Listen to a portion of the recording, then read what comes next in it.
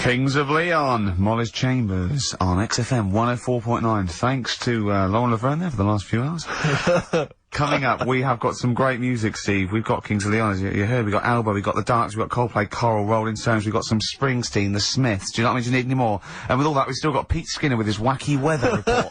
Excellent, good old Pete. Hey? Nice to have him back. Good news, Steve. Got some here, brought in. It's just a normal soup. It's Rooster's Pride. What flavour soup's that, Steve? Oh, I know you brought that, and it's all it's a genuine article, and it's cock soup. Oh, thanks. Can I have a close look at that? Maybe there's some more humour I can draw. What, you want a closer look at my cock soup? Just a cock soup. Let me just.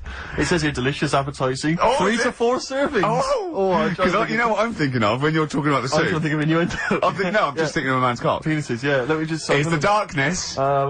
Use Rooster's Pride cock soup as a snack with crackers or toast. Still thinking of a normal knob. An appetiser again, or a soup base. That doesn't really work as an innuendo. No, that's disappointing. We'll work on that though.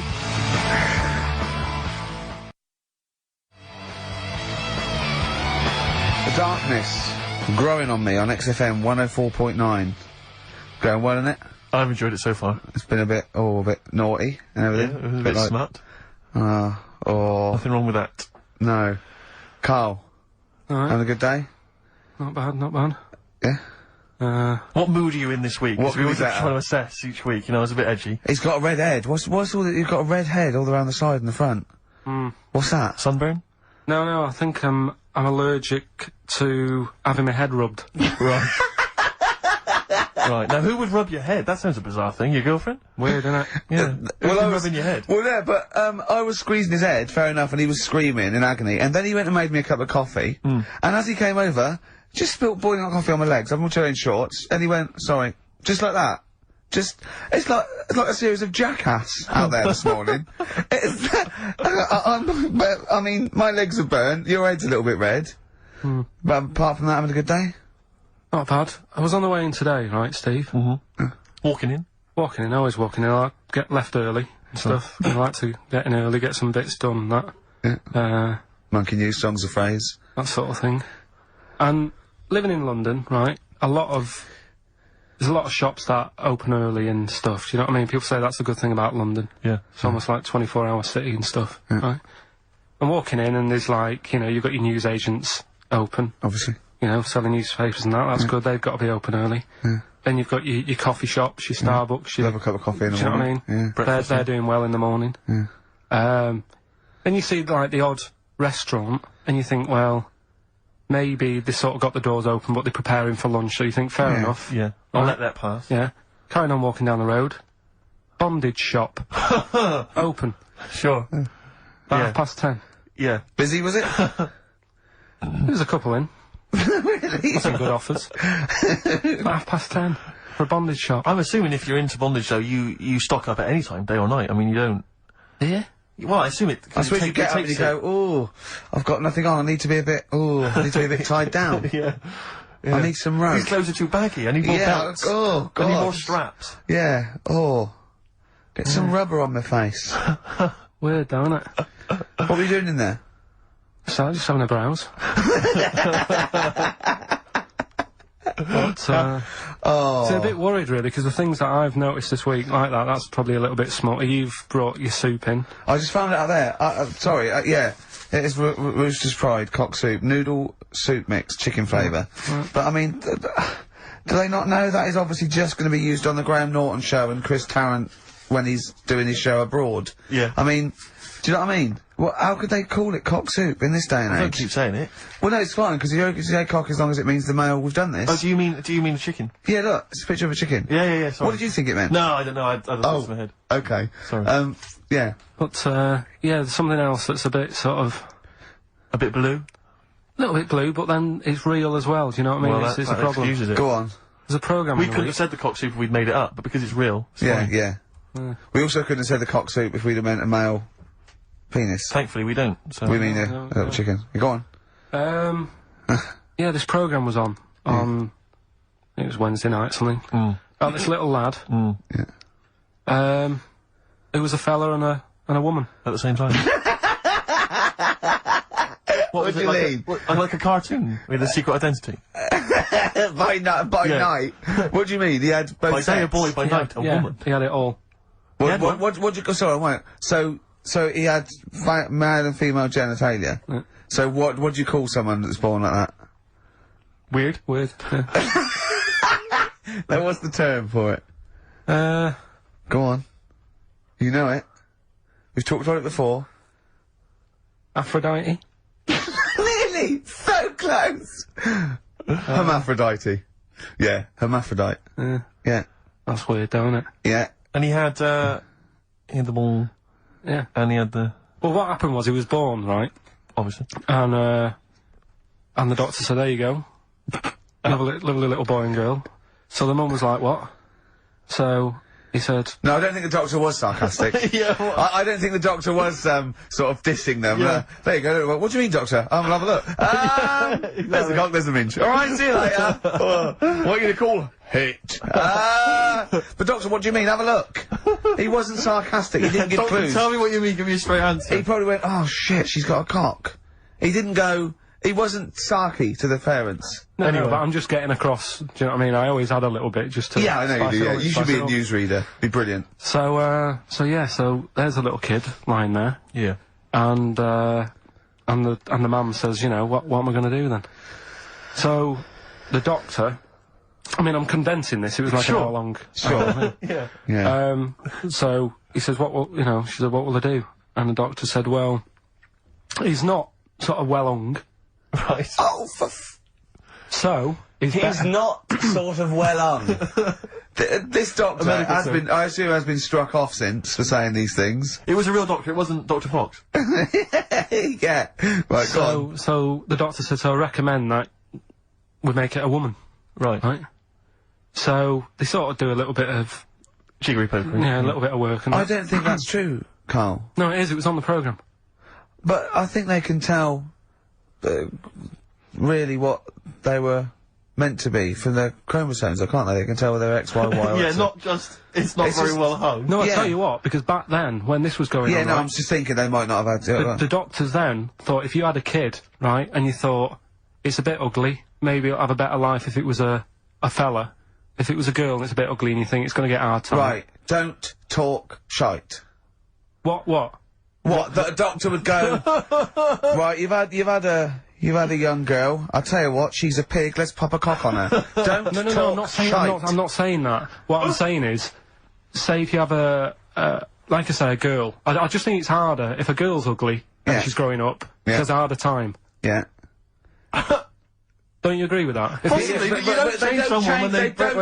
No, yeah. You don't change their gender No, because but they're I'm a just bit of a saying, minger. what I'm saying is the Elephant Man would have had a harder time if it was Elephant Woman. Is what I'm saying.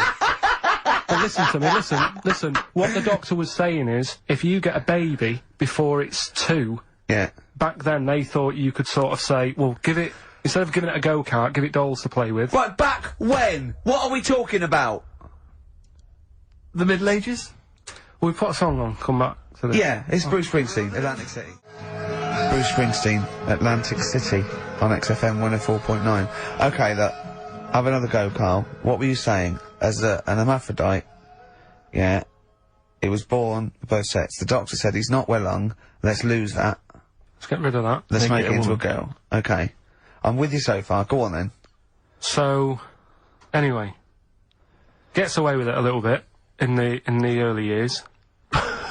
Right.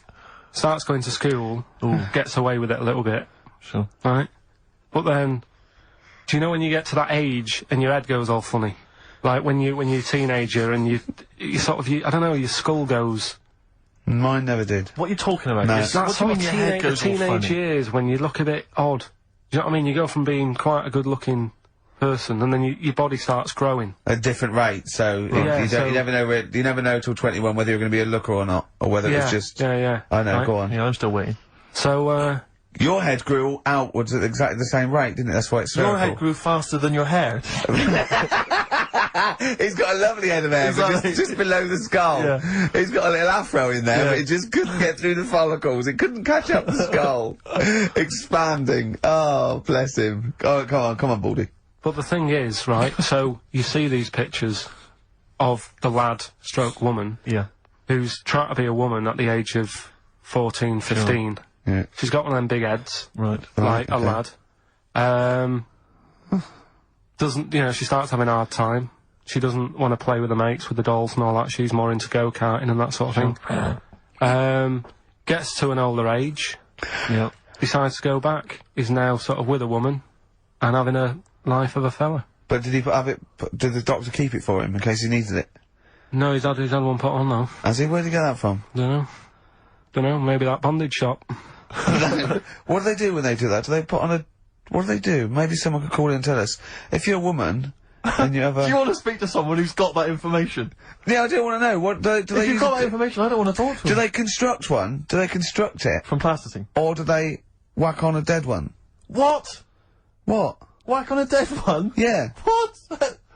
What? That's not, it's not, what do you mean? No. When a woman has a knob put on... Yeah. To have a sex change, where do they get it from? Is it constructed? Do they find, like, I don't know... From a donor.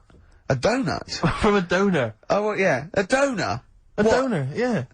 Yeah, but presumably it's like... Maybe there's someone who wants after to they're become... dead, I mean. No, I thought very maybe few people... It's not like giving someone a kidney and then sort of like celebrating with them. Maybe if you're a guy and you want to become a woman, you've got one to spare. That's true. Yeah. Well, a swap. Yeah, just do a little swap, probably on the internet or something. Or Noel Edmonds.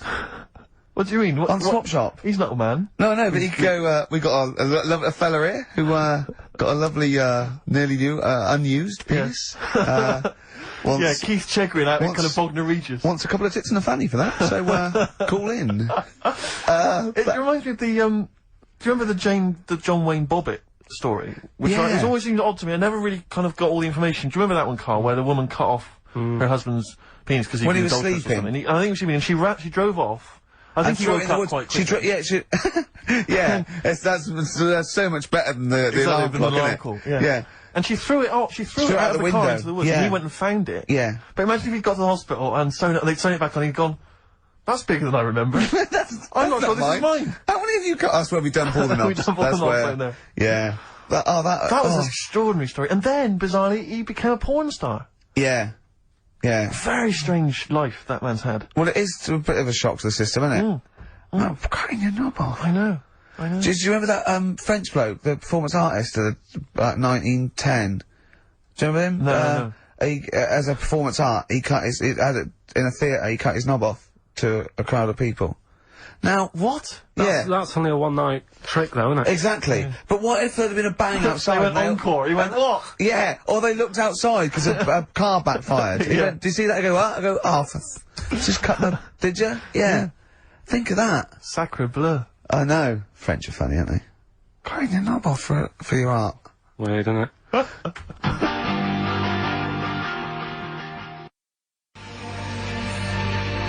Longview.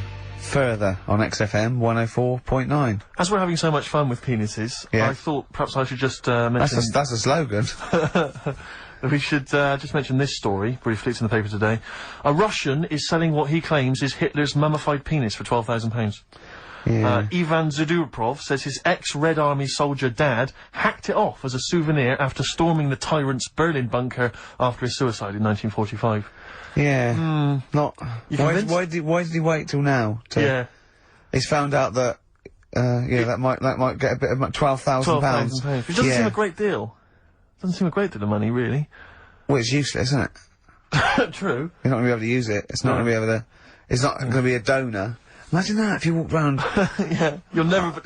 Making love to a girl, you'll never believe who this is. Yeah. You never believe who's doing you, love. Exactly. This is gonna freak you out.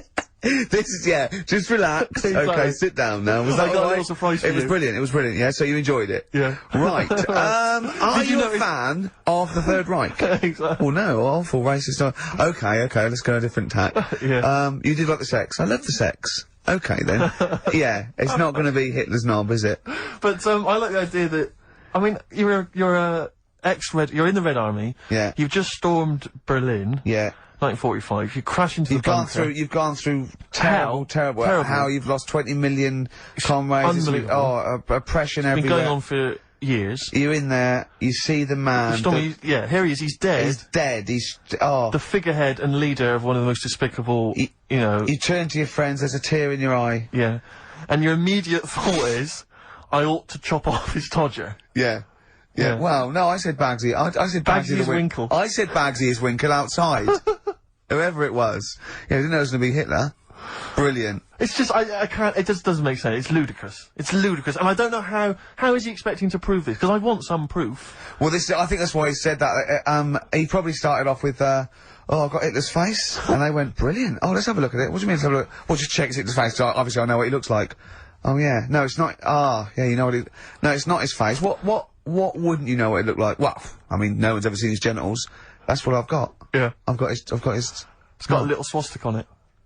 Is that proof, is it? Yeah, little Have you got his ball? Well, no, the Albert Hall's got one, his mother's got the other, so I don't know. See, the Albert Hall, I would have thought, would probably be paying that £12,000, because apparently they've already got his ball. Yeah, they got one of his balls. They got one of his balls in the Albert Hall, his mother's got the other. Yeah. But if they got the Todgers If they can track down the one his mother's got, they would have a complete set of Hitler's... I'm just hoping it doesn't fall into the hands of some kind of crazed genetic scientist. What, could clone it from his knob? Could clone Hitler. Back to... Oh, I don't even want to think about the future if that's the sort of way we're going. Exactly. If that's the sort of way we're going, Carl, I'd rather not know about it.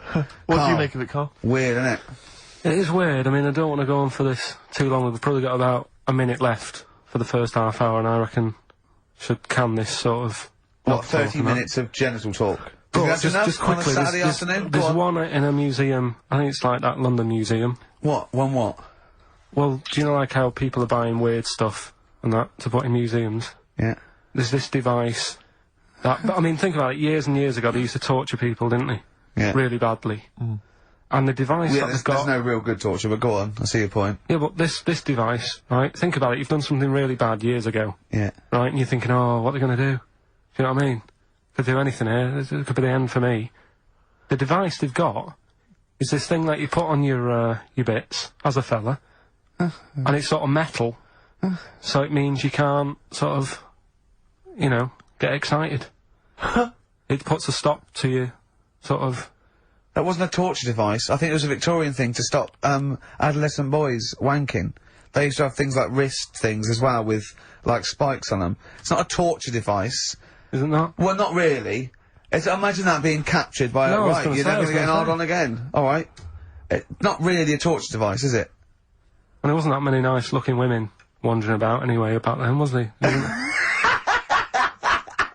Didn't get excited about stuff. What are you talking about? Well, they filthy, they stunk and everything back then. What are you on about? Right, we've covered that. No more of that talk now, right? Let's move on. All Victorian women, filthy and stinky. Yeah. Oh dear. Bit of Rolling Stones Yeah, and set up the old songs of phrase. Yeah. Stones, Beast of Burden. We've not played it before. It's an absolute gem.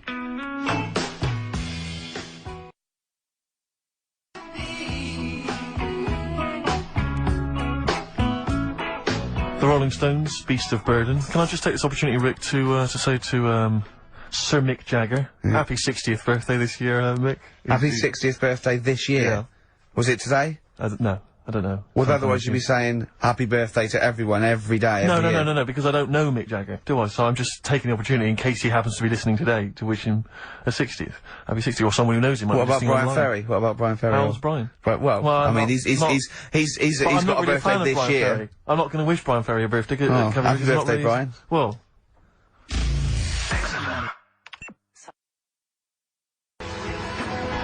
Silence is easy. Star Sailor on XFM 104.9. Right, it's the quiz of the week. If you want to go out and do some shopping, this is probably a good time, and come back again for about 15:15. But don't forget, what I will say is, even though these clues, we're going to do songs of phrase, by the way, where Carl picks out a phrase that he might have said once, tries to find words from songs to put it together. You've got to guess as many as you can, song or artist, I can't remember. But even though you might look at it and go, that's mental, I don't know any of them, you might win if you get 2 right. I mean, I think the winner last week got about 3 out of 3 Well, or I have 7. to be honest with you, I mean, last week, Rockbusters, surprisingly, was a very, very popular quiz. Yeah. It just happened to be awful. Yeah. This one is pitiful. I mean, it's truly atrocious. Yeah. And it really doesn't even have a fan base. I mean, there's no one championing this one, Carl. Last week, seriously, mate, I got about Carl's 7 or 8 replies. Oh, God, that's terrible. That was like when you told a kid that you couldn't afford a Christmas present this year. Look at his face! Yeah, it is a bit distraught. Carl, it's like Chris Evans' face when they said they were cancelling Girls and Boys. It's like, but I can come up with great TV game shows like that. No, you can't, Chris. Not anymore. Oh, his little glasses slid down his nose. I'm the guy who don't forget your toothbrush. Yeah. Oh, all that money you owe me. No, you owe us. Oh, can't believe it. Alright. So, will I just play it to you and Whatever, you Carl. try and work out what the phrase is? Sorry, it's a phrase that might have once been uttered on this show. It was said last week. Oh, right. Alright, okay, brilliant. Alright. Here we go. I know you're just 16, but looking all of 21.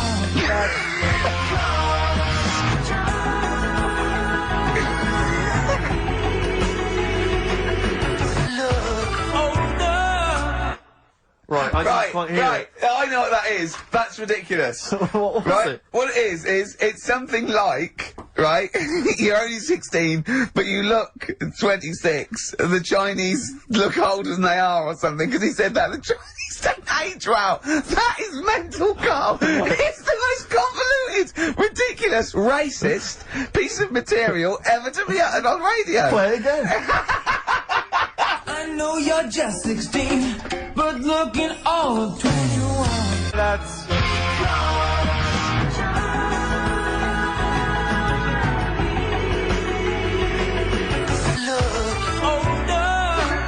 Okay, you're just 16 and looking all 21. That's because the Chinese look older. Carl, you've gone mental. Alright. Oh, that is amazing. So, there you go, the well-known phrase, you're 16, looking all of 21, that's because the Chinese look older. Well-known phrase there, sweeping the nation. That's, that'll be up there with "was up," and "shut that door." If they do a poll. Right. Okay, play it once more. We're after the artists. Just the artists. Yeah. I know you're just 16, but looking all of 21. That's...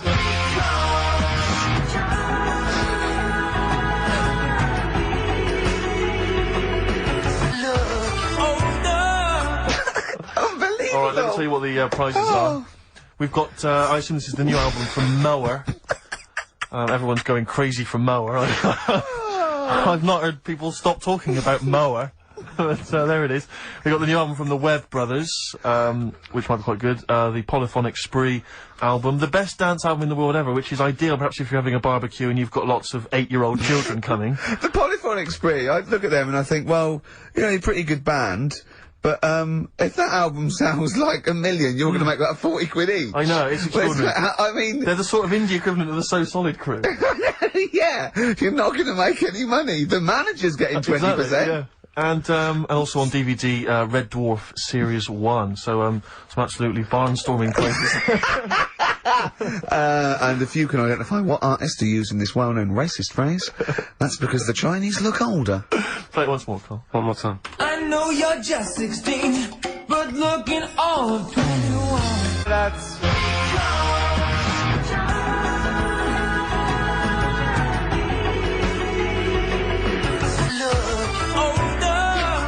Oh, Ricky.Gervais at xfm.co.uk. Play a record. This is Radio Words.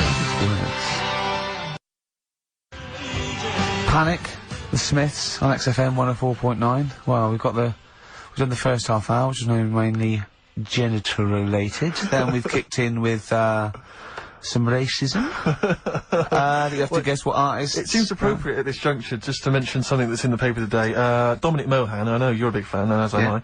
He is just writing about the demise of Radio 1, or as he perceives it, and talking about the Radio 1 breakfast show, and apparently it's lost lots of listeners. And he says, talking of the BBC, it must act swiftly to replace Sarah Cox and look to exciting and inspirational figures like Jonathan Ross, Ant and Dec, Johnny Vaughan, or Ricky Gervais to try and save Radio 1. He's right. I mean...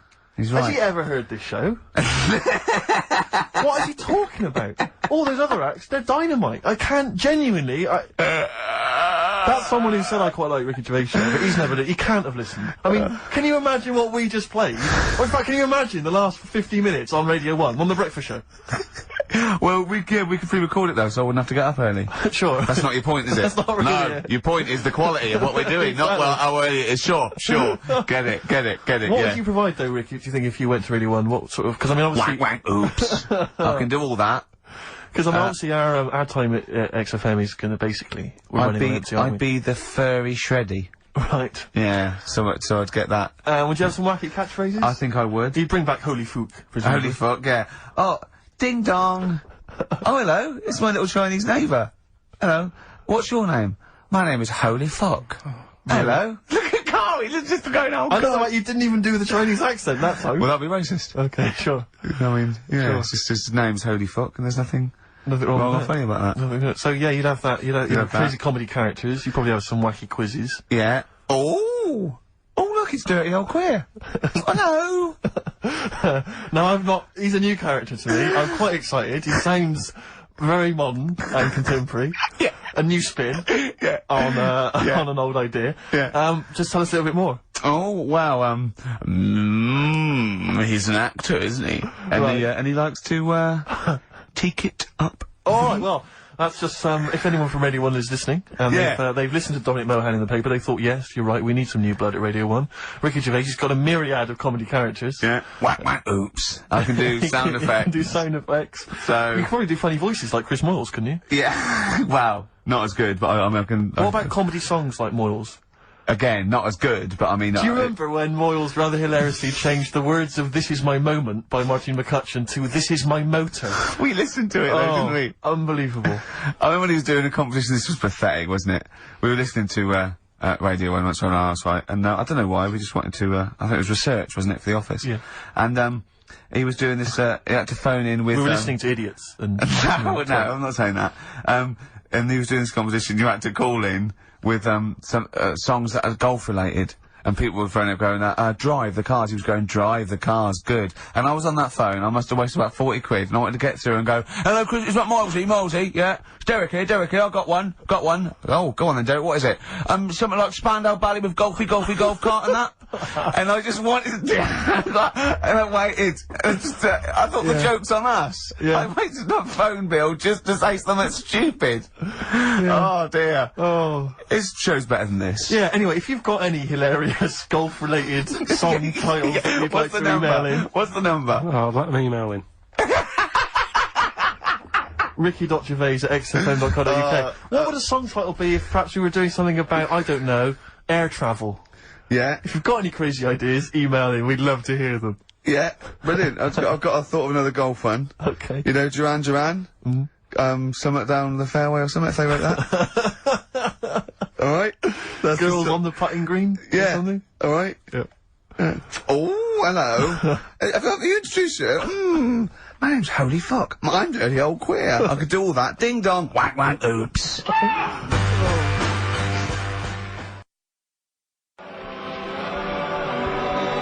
Elbow. Fallen Angel. See, they're the odd one out, you see, because of what they're like, and who they are and how successful they are, I can imagine saying, will you please welcome to the stage, Elbow. Indeed. But yeah. I wouldn't have, on paper, I'd have thought that was A terrible band name. Yeah. Yeah. No, I know what you mean. There are exceptions to the rule. yeah. Ladies and gentlemen, please welcome to the stage the Boomtown Rats. Yeah. Yeah, see, I'd have thought that was I mean, Yeah. I think it is a bad name. It is a bad name. But you can imagine it Yeah. happening. Yeah. Yeah, so that's bad name. So call in if you've got email addresses and let's call in with funny observations on life and shit. So, well, it's going well, isn't it? www. That's halfway through. Well, Carl, what do you think? Yeah, it's been alright. It's been alright. Yeah. We've covered a lot of bases. We haven't taught them anything. Not taught them anything.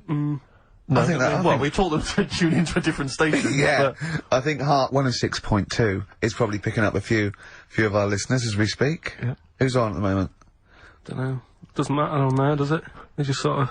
Don't slag them off. No, I'm not slagging them off. I'm just saying I don't think... You tune in because you want to hear Simply Red and that, don't you? Do you know what I mean? Well, they play other great stuff as well. Magic is the one that I love because I only ever listen to it in a cab.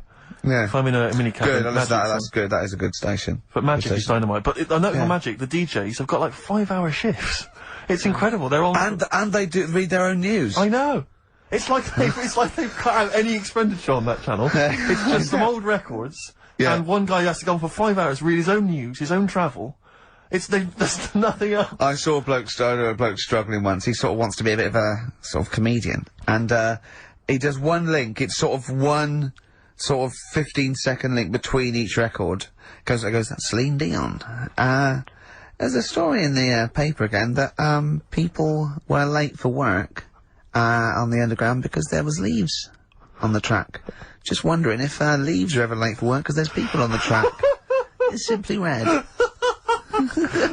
Oh, bless him. I still think he's got to come up with them for like 5 hours. He's been sweating like that. Thought I was going, I'm going to kill myself. I'm going to kill myself. Share's almost finished. I was just thinking this story about, war on Iraq. I imagine if, I can't do this anymore. I can't imagine if humans become extinct. With leaves. Dinosaurs would still I around. don't know what I'm doing. Look at Carl's face when I said that. The man moth. Yeah. They've cloned a man moth. No, but that's the sort of thing I think we need now, right? We've covered a lot of stuff. What, education? Teaching, yeah. Well, okay, what do you want to know? Don't know. Have you got something? Can you educate us on anything? I've been reading bits So and could we bobs. bring back just for one night only, educating Ricky? Oh, I'm excited. Yeah? Do you think it warrants that? I don't know enough about it. Do you know what I mean? About what? It sounds perfect. Play the jingle. Oh, educating Ricky. He's getting smarter. A couple of things happened in the week that I read about. Okay. Keeping up on what's going on in that. Sure. Yeah. One was about that Galileo fella. Okay. Was it about 1636? Was it? I think it might have been not earlier. bad. Go on. Did some stuff with light and that. Yeah, he did lots of physical experiments, yeah. Is that it then, Carl, is it? He did some stuff with light and that. What did he do with light? What was that? Well, I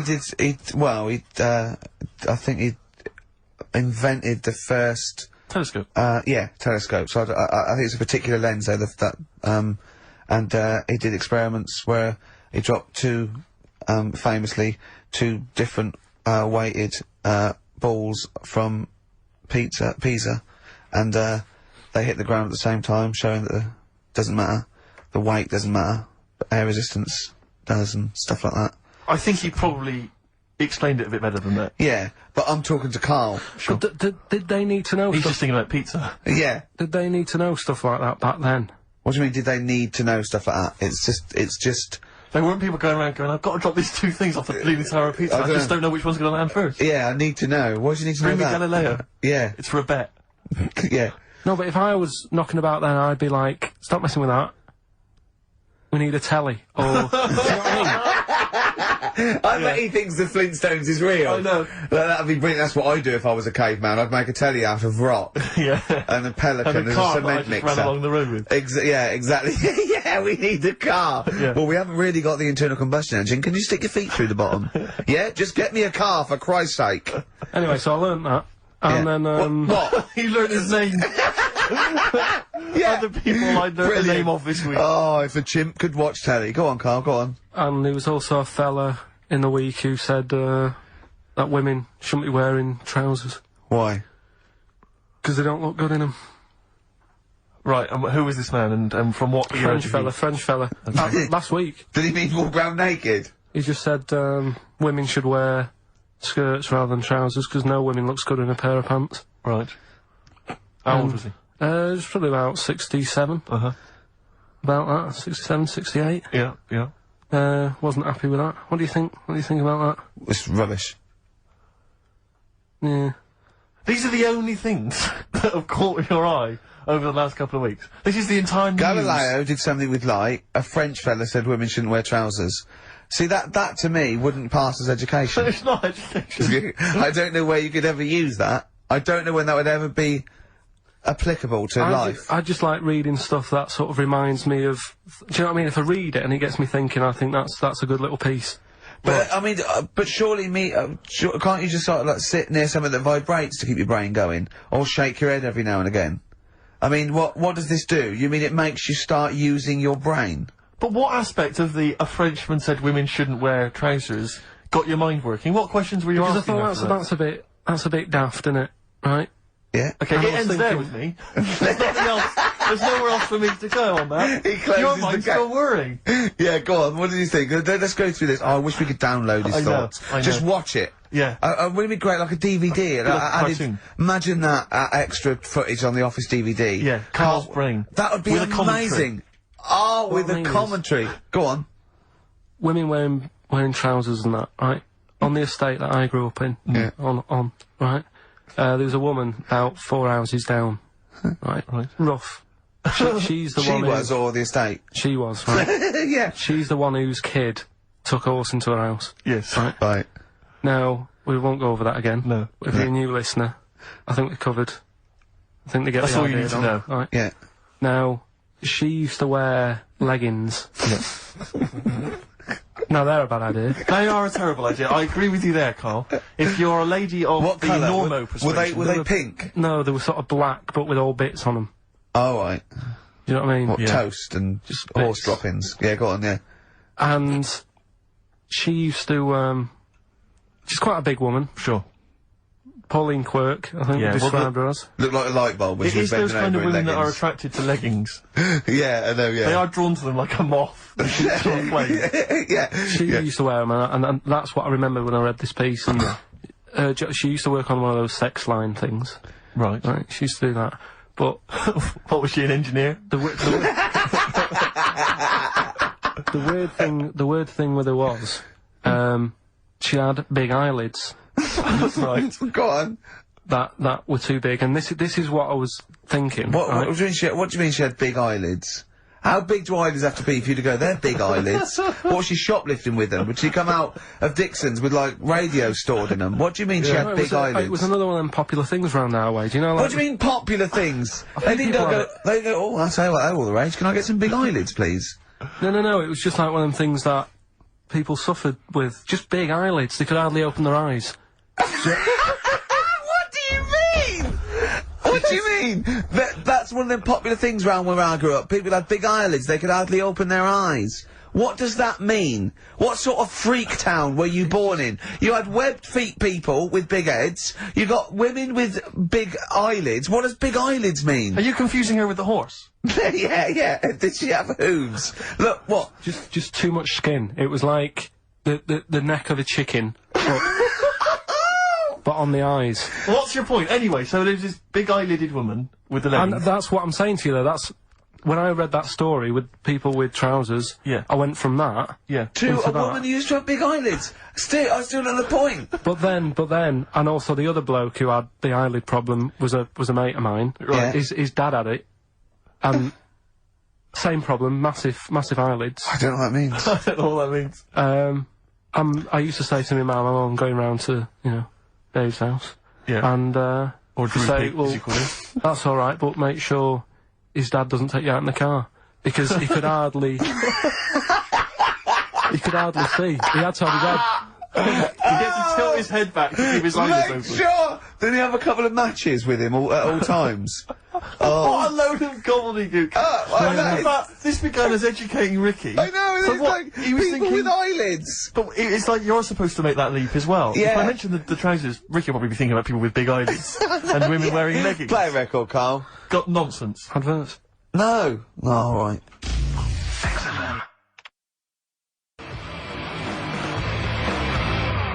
Muse, time is running out on XFM 104.9. Just a couple of emails just to update you on what's coming in here. Go on. Natasha has emailed us. She says that she's of Chinese origin, and at 27 she often got mistaken for 24. So your notion that Chinese people don't age well is obviously factually incorrect. Yeah, well, we didn't need...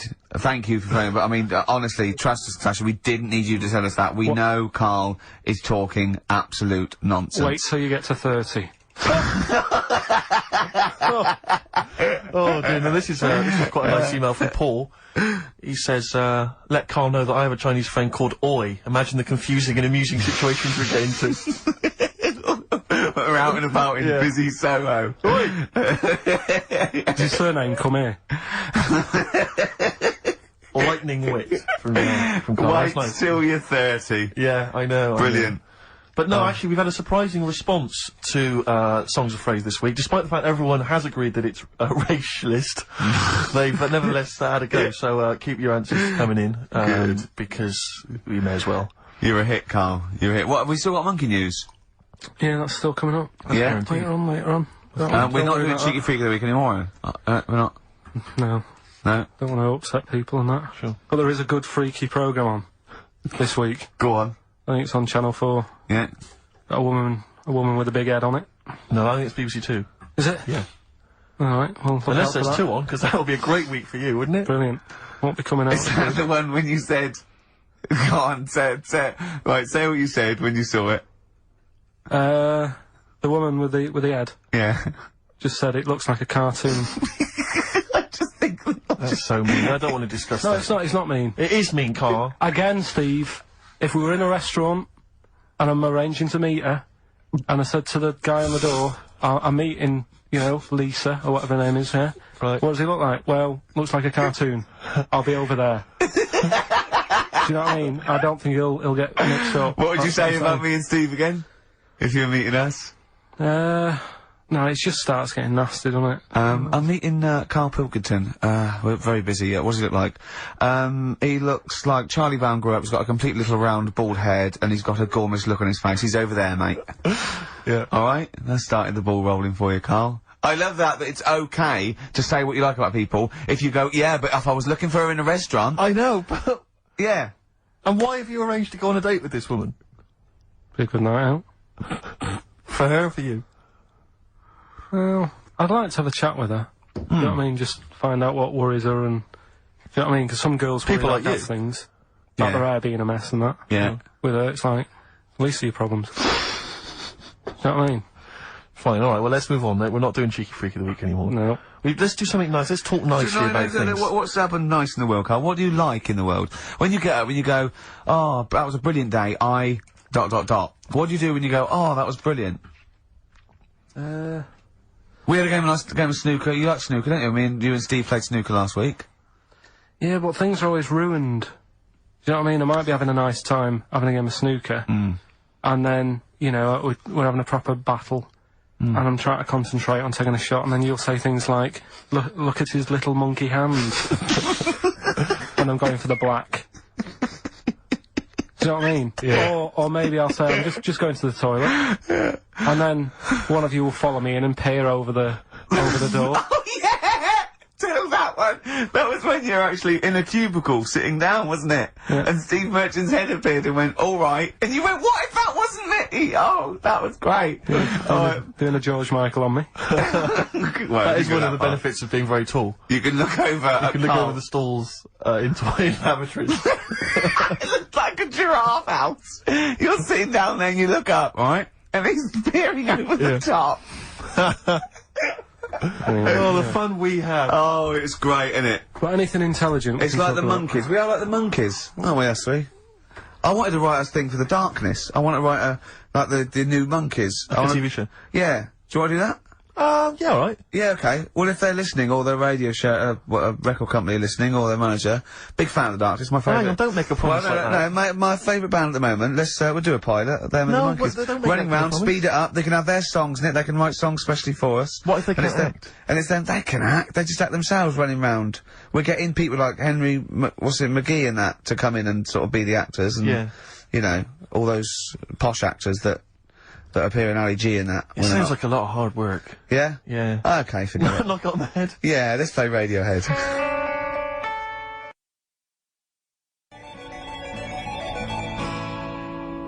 Radiohead and Let Down off OK Computer on XFM 104.9.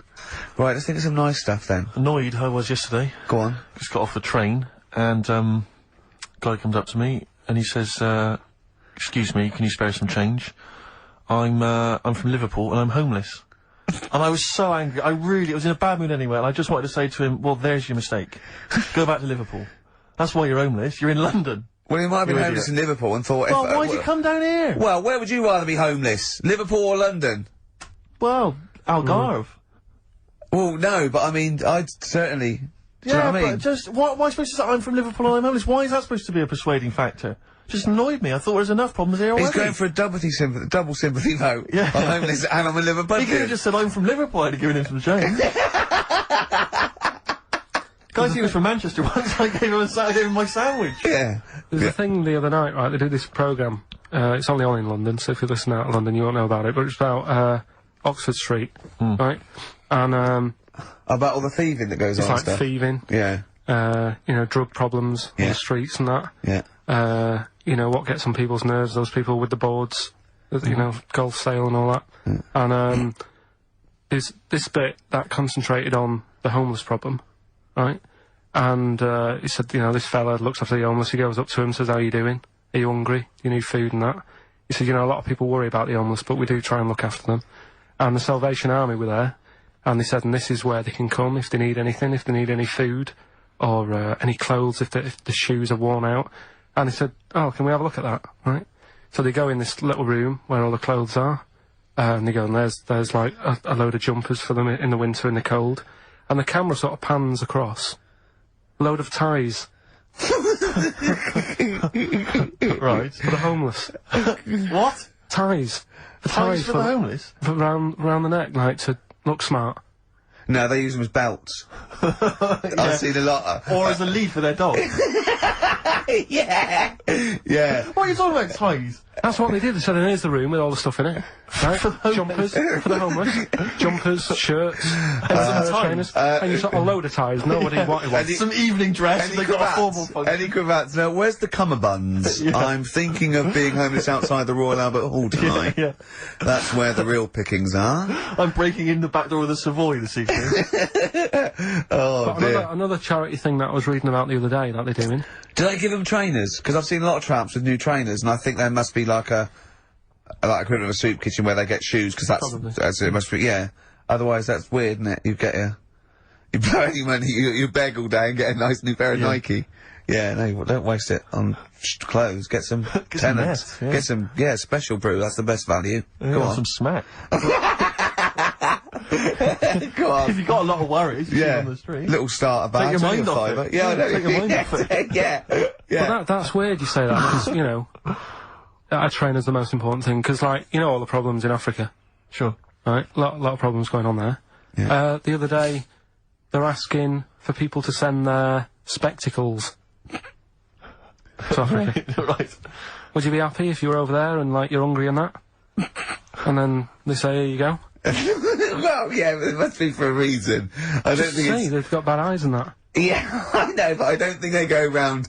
It's not like when you see those things on Live Aid and there's people dying but they're putting specs on them. No, I think that's what it is. No, it's not, Carl! They sort out food and medication before they put a little pair of specs on the lads. That isn't how it came across in the advert.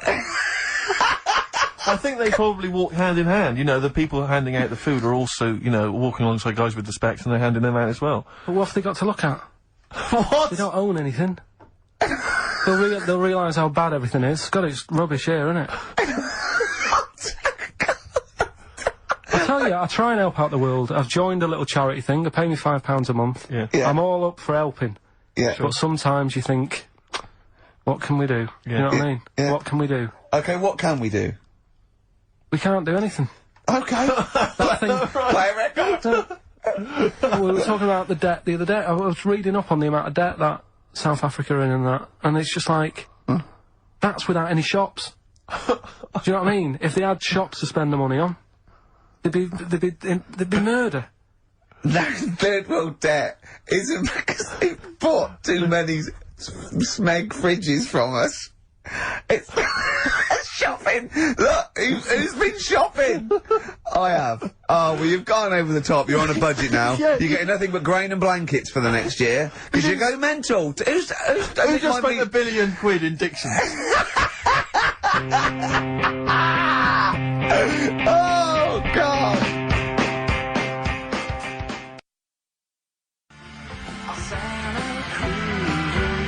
Forthcoming single from The Thrills, that's called Santa Cruz. On XFM 104.9. We were just talking about people who do good work, you know, wandering up and down Oxford Street, giving stuff to the homeless and things. And I was at they have a little kind of music festival back in my hometown of Bristol, periodically in the summer. They can never really attract any decent acts, but, you know, we support it anyway. Not even Portishead? No, they never turn up. Tricky? No. Right. I think that, well, this year it was Robert Plant, who sang lots of old blues covers, and people were quite bored until he played Whole Lot of Love at the end, and then we sort of went, "Really? You should have done all the old Led Zeppelin and stop playing all this other nonsense we're not interested in." So I was set this for next time. Yeah. Robert. No. But I was just snuck off into the woods for, you know, a waz, because I'm quite rock and roll like that. And I was passing, and these are a group of people, and I've always thought they never get enough praise, enough credit, and I genuinely, and I mean this without... entirely sincerely, I really do. I don't mean to be... I'm not taking the mick at all. But the St. John's Ambulance people, They're absolutely blinding because they all look like nerds. I mean, they all look like they're normally kind of fat women or kind of blokes. I think you're doing very well for their new recruitment campaign. Well, so, I was going to say, I think you're selling it to people who want to This is my point, Rick, is that they've not changed the uniforms in like 40 years. Literally. It's normally, it's normally the kind of, the nerds from your school who went into it or whatever. It's kind of old people. I saw them, they were all sat around in this little area. No one was, nobody just sat around, they were bored, they weren't really enjoying the music. And I thought, look at that, they're not, that fat kid over there, I pointed them out to my mate. I said, see that fat one over there, in the uniform? With the glasses and the hairbrush forward. With the glasses, hairbrush forward, the kind of blue navy jumper. Satchel? There's a little satchel, yeah. He is never going to get off with a girl, probably until he's like 30. And even then it gets to loosen clothes. And even then it's because he's giving mouth to mouth to her. Yeah. Right, and I thought, he's never going to get anything. And I'll tell you this, all these trendy young girls walking around in their kind of, cool summer gear, in their trendy tie-dye and the like, I'll tell you, when one of them, takes something that's a little bit dodgy that they bought off some guy with dreads, right? And then they're desperate for him, and they zip in there. Oh, quick, my friend's, passing out, she's had a funny turn, and he's straight there with his water and his medication. Oh, yeah, they need him then, but he doesn't get any action the rest of the time. And that's what annoyed me about it. I thought, they're doing a bloody good job. They turn up at sports events, at festivals, no one gives them the time of day, you never hear any good praise about them, and they're there, sat there, Steve, hot or cold. Tell me the truth now. Did you join the St John's ambulance last week to get some birds? Got no action. Really? I had no action. And I've been passing some dodgy E's around all the festivals. By the way, your dreads are awful. you can see they're fake. They're made out of newspaper. They're awful. You really do look an idiot. But seriously, I'm all joking aside, I genuinely wanted to give some massive props. If I could give some big ups to the St John's people, because I genuinely, without any joking, I genuinely think they do a brilliant job. Could I just say how good I think the Salvation Army are? Because you see those elderly ladies with surgical supports, a lot of them, all look like Thor Herd. Yep. Well, that's a prerequisite to get into that particular army. And they play that bloody tambourine, rain or shine. Yeah. And they are just, all they're trying to do is, save you from burning in hell. And they don't get any respect. Of the Salvation Army, do they, would they have to get called off? Yeah, they'd be, if all other armies... it'd be the Gurkhas first, then all the regulars, then the TAs. I think then it's sort of like police, lifeguards, but down to I think AA, and then it's the Salvation Army. Right. We send in the Salvation Army. Obviously, if we really have lost a lot of casualties, and they're the last to go. Yeah, but they are all highly trained, aren't they? All those old women, they can kill a man. Yeah, with a single blow. Yeah. So good to them. Good to the John's Ambulance. Good to Salvation Army. Big up. But I think we should just, if I might introduce a new feature every week, let's just give some props. Let's just give some massive respect to someone who doesn't get enough respect. Yeah. Who doesn't get enough respect? Who's done a blinding job? Mother Teresa. She's gone now. She's gone. She won't be listening anyway. Who's the best person that there is? Who's the best person there is? I'll tell you what, I'm gonna call, either Carol Vorderman or Esther Anson and say who's the best one you've ever met that did something. Yeah. All right. And we'll heap praise upon them next week. Yeah. Great. What? I just don't like They know they're doing a good job. Right. If I did that job, I want a pat on the back. You wouldn't need a pat on the back. And people are starting to, it's like Carol Vorderman. I like her. She's all right. She does a good job. But now that Better Homes, they only tend to turn up at people who have had problems. Do you know what I mean? Right. Well, you can have a new kitchen. Okay, wait. Go on, what do you mean? No, it used to start off and it's like... I haven't seen Better Homes. What is Better Homes? They go around and do someone's house up. Right. Do you know what I mean? But then they get a bit of bad news. And Carol thinks, I'll cheer them up, I'll give them a new kitchen. Yeah. And it annoys me because if you haven't had bad news, it doesn't mean you're not worth a new kitchen. Did you send in an application? Yeah. You say that I'm bald, I'm from Manchester. Well, if you'd written that, they'd have rushed round. Yeah. What do you mean? What they say, so-and-so's had a bad year, his mum died, he lost his leg, and all he's ever wanted is a chaise longue and a hostess trolley. And the annoying thing is, right, they might not be the ones who write in, it might be a neighbour, but they also get something sorted out for them. Really? So even though the neighbours had a bit of bad news, they go, oh, cash in on this one. I'll send a letter into old Carol, tell her that, Mum's passed away. Yeah. I'll get a new, conservatory sorted. Sure. And sometimes a neighbour gets a better deal than the person who... Do you know what I mean? The person who's had a bit of bad news gets like a new little kitchen, whatever. Neighbour next door. Leave the conservatory, kitchen. Let it go, Carl. New decking in the. You had in to the pay for your garden. kitchen. You it know what I done mean, now? though? Is it all Yeah, done the now, the kitchen? kitchen sorted, the bathroom needs. You had trouble with the grouting, didn't you? Yeah, don't worry. Oh no, we got to do. Oh look, play a record. We got to do the results, and then we got to do monkey news. Could we quickly do the results? Well, you say we've got to do the results. There's not people hanging on for them. Let's do it and just knock it out there before. Well, let's play a tune. Let's come back and do that. Eddie and the Hot Rods, yeah, surely.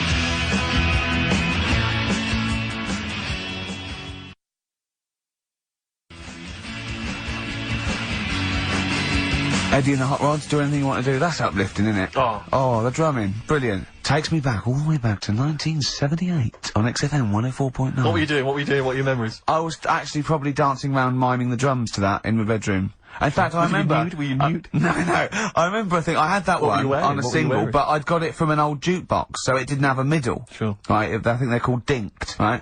And so I had to line it up really carefully, and sometimes by the end it would just slightly go out where the record was moving. Where I just had to... Interesting anecdote there. Fascinating. yeah. What a lovely insight Since into you the right for young asking me what I was doing 25 years ago. Yeah. Carl, quick, the results, then monkey news. I need some monkey news, but I need the results first. Right, play it again and give the answers. Here we go. Songs of Competition. phrase. Songs of phrase. Name the artist. Name the artist. I know you're just 16, but looking all Hue and Cry. That's... Who's that?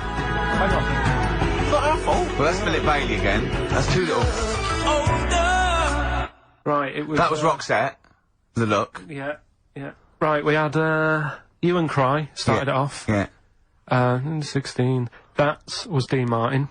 Because Oh, yeah. Jane's That's his Addiction. diction, yeah. Because Cars. Yeah. Chinese Philip Bailey. Philip Bailey, that's second outing he's had. Look. Last one, we used him for Chinese, with as a hairy Chinese kid. He's never got so many royalties being used in racist game shows. Brilliant. Then Roxette and finishing with George Michael. Oh dear. So, that's Brilliant. that, right? Who's the winner? Well, the winner, actually, it looks to me like he's got all of them here, from Bognor Regis. It's Stuart Birch. Well done, Stuart, and you get that bag of tat. Bognor Regis. Yep. Oh. Just needed Takes a me address. back as well. Yeah, if you just email in your address, Stuart, and you can have those goodies. If you're not interested, don't bother. It's up to you. Steve. Oh, chimpanzee that monkey news. Okay, monkey-related news from Karl Pilkington. Right, do you know the monkey that went into space? Yeah. Yep. It happened in 1958. Right. Now you know that. Yeah. Yes. What did he do next? What did he did the do monkey do next? Yeah. One appearance on Celebrity Squares and it was like forgotten. Right, Yeah, cut a novelty record. Yeah, just like Rick Waller. I'll tell you what happened. He got back and all that. Got that. Heroes welcome. NASA sort of said, you know, you did a good job. And that's where a lot of people think, you know, it all ended. Sure. Yeah. But NASA were like, well, hang on a minute. We He's spent a lot of trained. time, we've trained him up and stuff. So he's like, you know, he's saying, sure, you know, I've learnt a lot, I've still got it all, I've kept it all, I know what to do. So they said, right, we'll use you. So he turned into, like, a bit of a trainer at NASA. We want to send you out on the top of an organ. yeah. Put on this little bellhop outfit. Could you smoke fags? Yeah. I'll have a go. So they were getting in new monkeys. You know, the main man at NASA was saying, can you teach these the sound? He's going, of course I can. Do you know what I mean? I remember it all, I know what's going on, I'll tell him what buttons to press, what to do in emergencies, that sort of thing.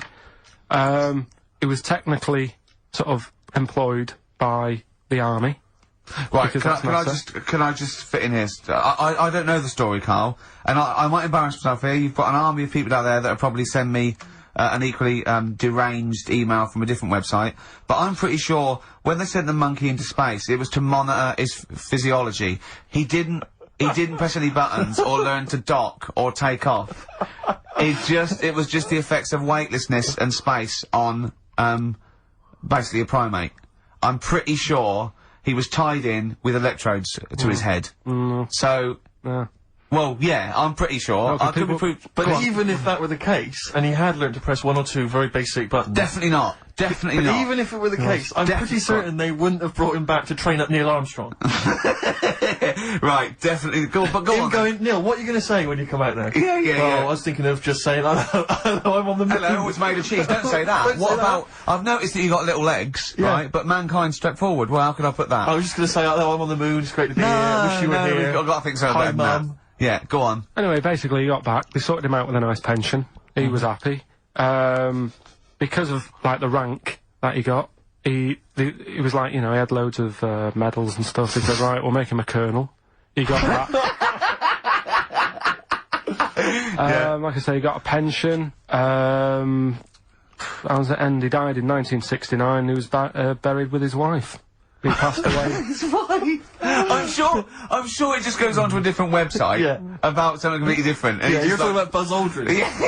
Yeah. His page is missing. Oh dear. So. Well, Carl, if someone could call in. Did they train Leica the dog to sort of like, you know, dock and re-entry? He never made it back, did he, Leica? They didn't bother. They didn't even bother. To bring him back. They just sent him up there, and they didn't have technology to bring him back. And they just went, yeah, that's brilliant. Well, I can do that. Yeah.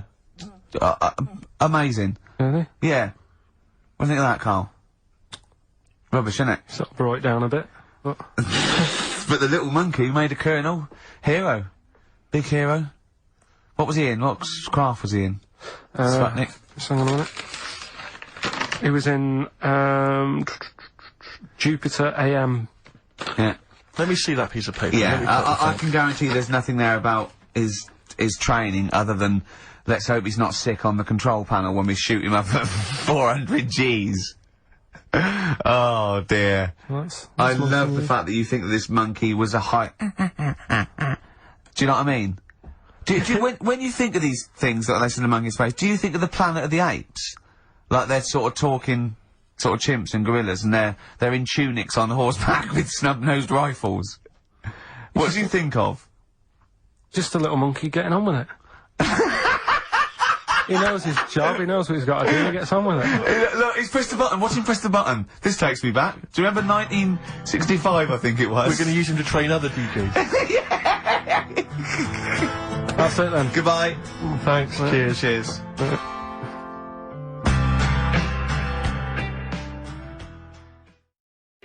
Elbow. Alright. Fallen Angel on XFM 104.9. Well, we're back. I'm Ricky Gervais, with me Steve Merchant, and Karl Pilkington. Carl's all a little bit, I don't know, he's a bit frustrated, he's sort of a bit sweaty and fed up today, aren't you, because of the heat?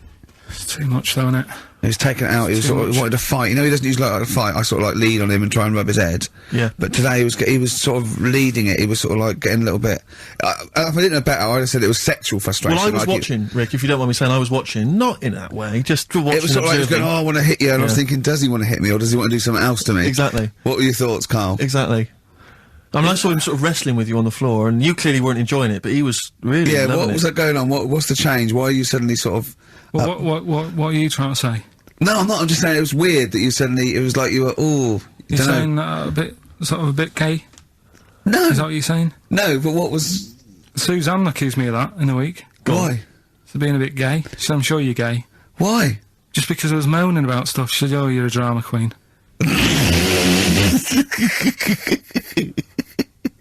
Right, well that's what were you moaning about? Not having enough gay sex? No, that she didn't have a knob. Yeah. It's going, oh, why don't you get yourself a nice little knob? Yeah. I mean, can I call you Frank, please? Could you wear this false beard? Yeah. It's just, well, we'll talk about it later. It was about the Seven Wonders. I just wasn't that impressed. He wasn't impressed, right? He said, well, we'd say that, yeah. Well, we got a top show coming up, haven't we? But if you are a little bit, kind of, just a little bit sexually, you know, don't be afraid to let it out. I mean, if you want us to relieve you of it. I'll tell you what. Let's have a little bit of Maggie May by Rod. It's a beautiful day. Killing a Georgie. That's your favourite song, isn't it? Oh. That's weird, isn't it? Strange, isn't it? That's weird. I'd like to hear Rod Stewart singing about a lovely lady, please, Carl. As would I. You can picture whatever you want. Bit of Rod. Maggie May on XFM 104.9. I'm Ricky Gervais, with me Steve Merchant and Karl Pilkington. Steve. Well, I've only just read about this, and I don't know anything about it. This naked rambler, Steve Goff. Yeah. Is he doing some kind of, he's doing a walk from Land's End to John O'Groats? Is he completely nude? Yeah, he's been arrested 10 times on the way, apparently. Right. It says here that Nora Goff, his mum, she's in her 70s, she's begged her son not to walk naked from Land's End to John O'Groats. She said, I don't know where he gets this from. Certainly not me. I am, and have always been, quite conservative. He would never have been allowed to walk around the house without covering himself up. I wouldn't go as far as to say I'm ashamed of him, but I do not approve of what he is doing. Having said that, it's good to see him on the telly. yeah, it must be. It's not about anything. It's bloody. It's not embarrassing until they're famous with Exactly. it. However embarrassing it is. But I can't believe my son's a serial killer. Nice to see him on the telly. he looks like one. He's not, obviously. You know, I mean, What is he doing? I don't Steve understand. wouldn't say he was, and he's not. He's just a rambler. But he's there, right? What's his motivation? He's just walking to, I don't know, it's just a nudist, I suppose. Right. And there's a picture in there, and Carl looked at it and he went, oh, what's the point of that? He went, well, look at him. He's got shoes and socks on, he's got a rucksack on, he's got a hat on, he's not nude, he's just got his knob out. Yeah. But he's got a full beard, thinking, oh, I want to hide some skin. Whereas this little chap needs the air.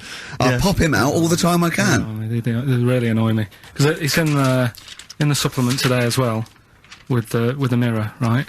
And they've done a bit about nudists and that. Yeah. Again. Same problems all the time. Go on. There's like an old fella sat there, just. How do you know he's old? Well.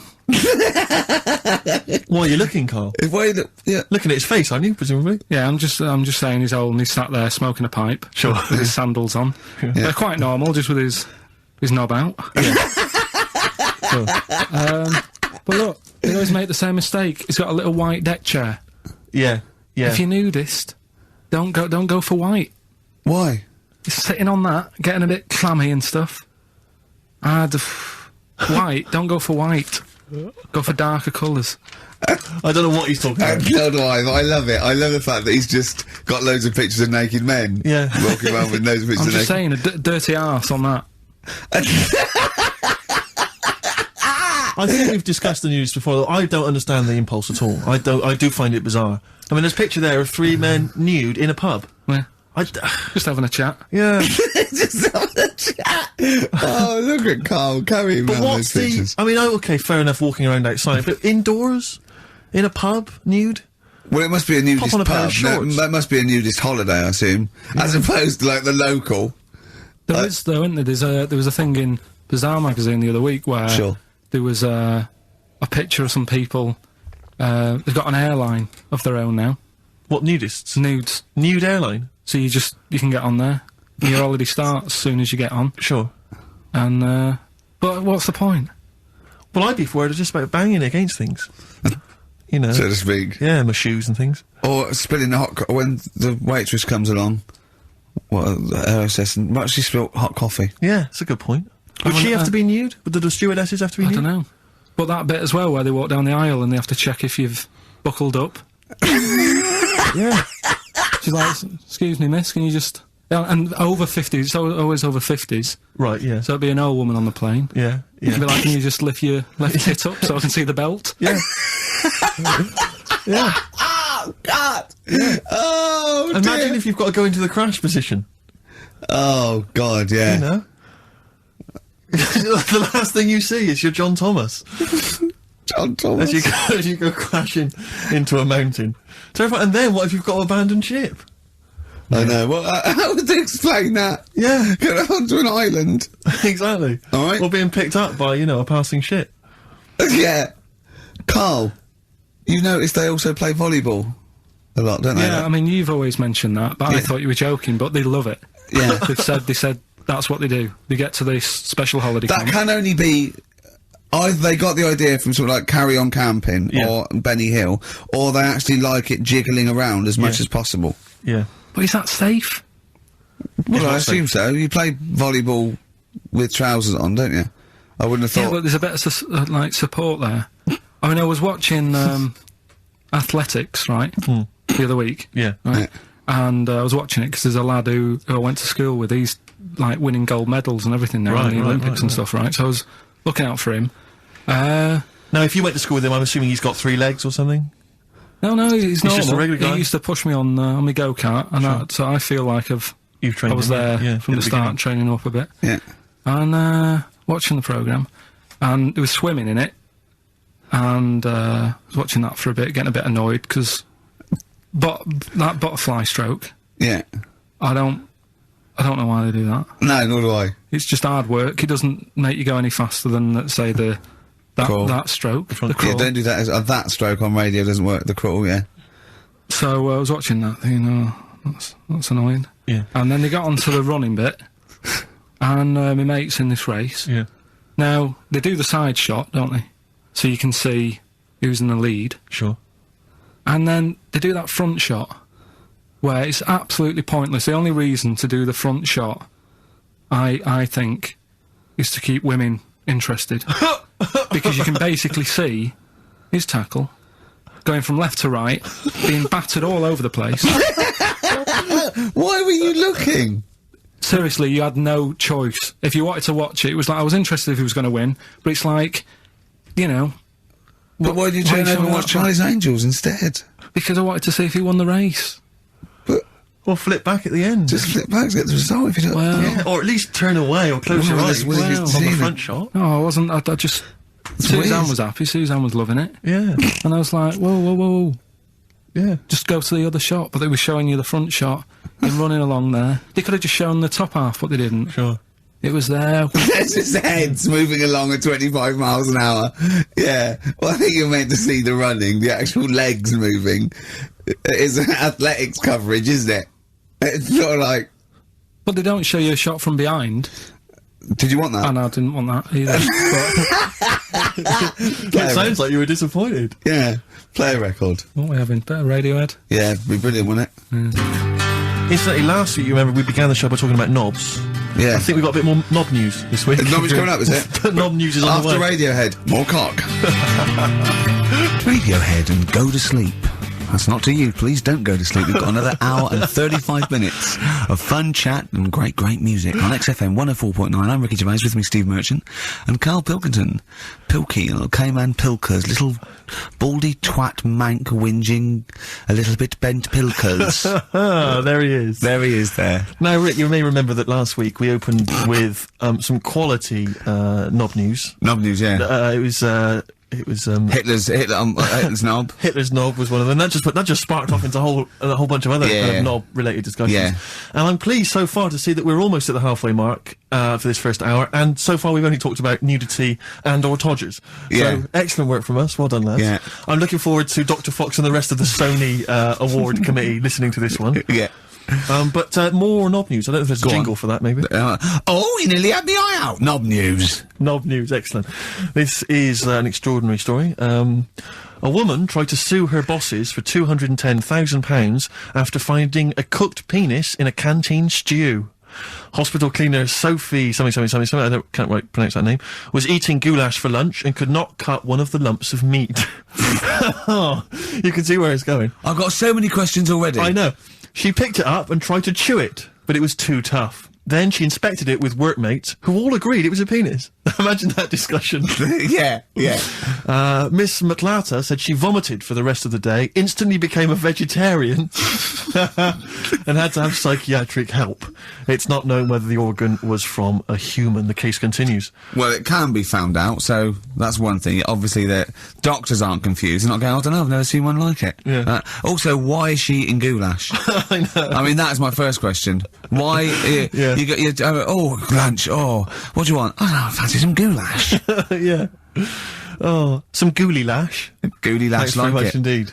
Lancashire cockpot Oh, is on the menu. Brilliant. Only £5.50. Wangers and mash. I'd love some wangers and mash, please.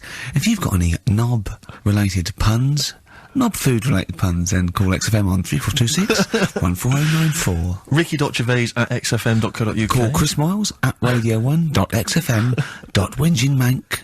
Yeah. Cock-co-k. Cock a van. Cock o' van. It's already done for you. There's wangers and mash, cock o' van, Lancashire cockpot. You know. That's just off the top of our brains. Yeah. So, if you've got any of your own, keep them to yourself. We're not interested. What do you make of that, knob news? And it's in a hospital. I don't think so. Oh, yes, it was. No, hospital cleaner. You're right. Oh, hospital cleaner. God. I know how your mind's thinking already. There's been a mix-up. What kind of mix-up? I love that. What, some bloke's gone in, some lesbian's gone in, wanting a sex change, she's got a carrot for a cock. Got a stewing steak.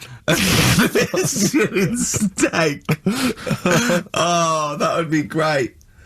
You're not a doctor, you butcher. This is not funny. There was some other news, whilst we're doing the knob news, just cram this one in.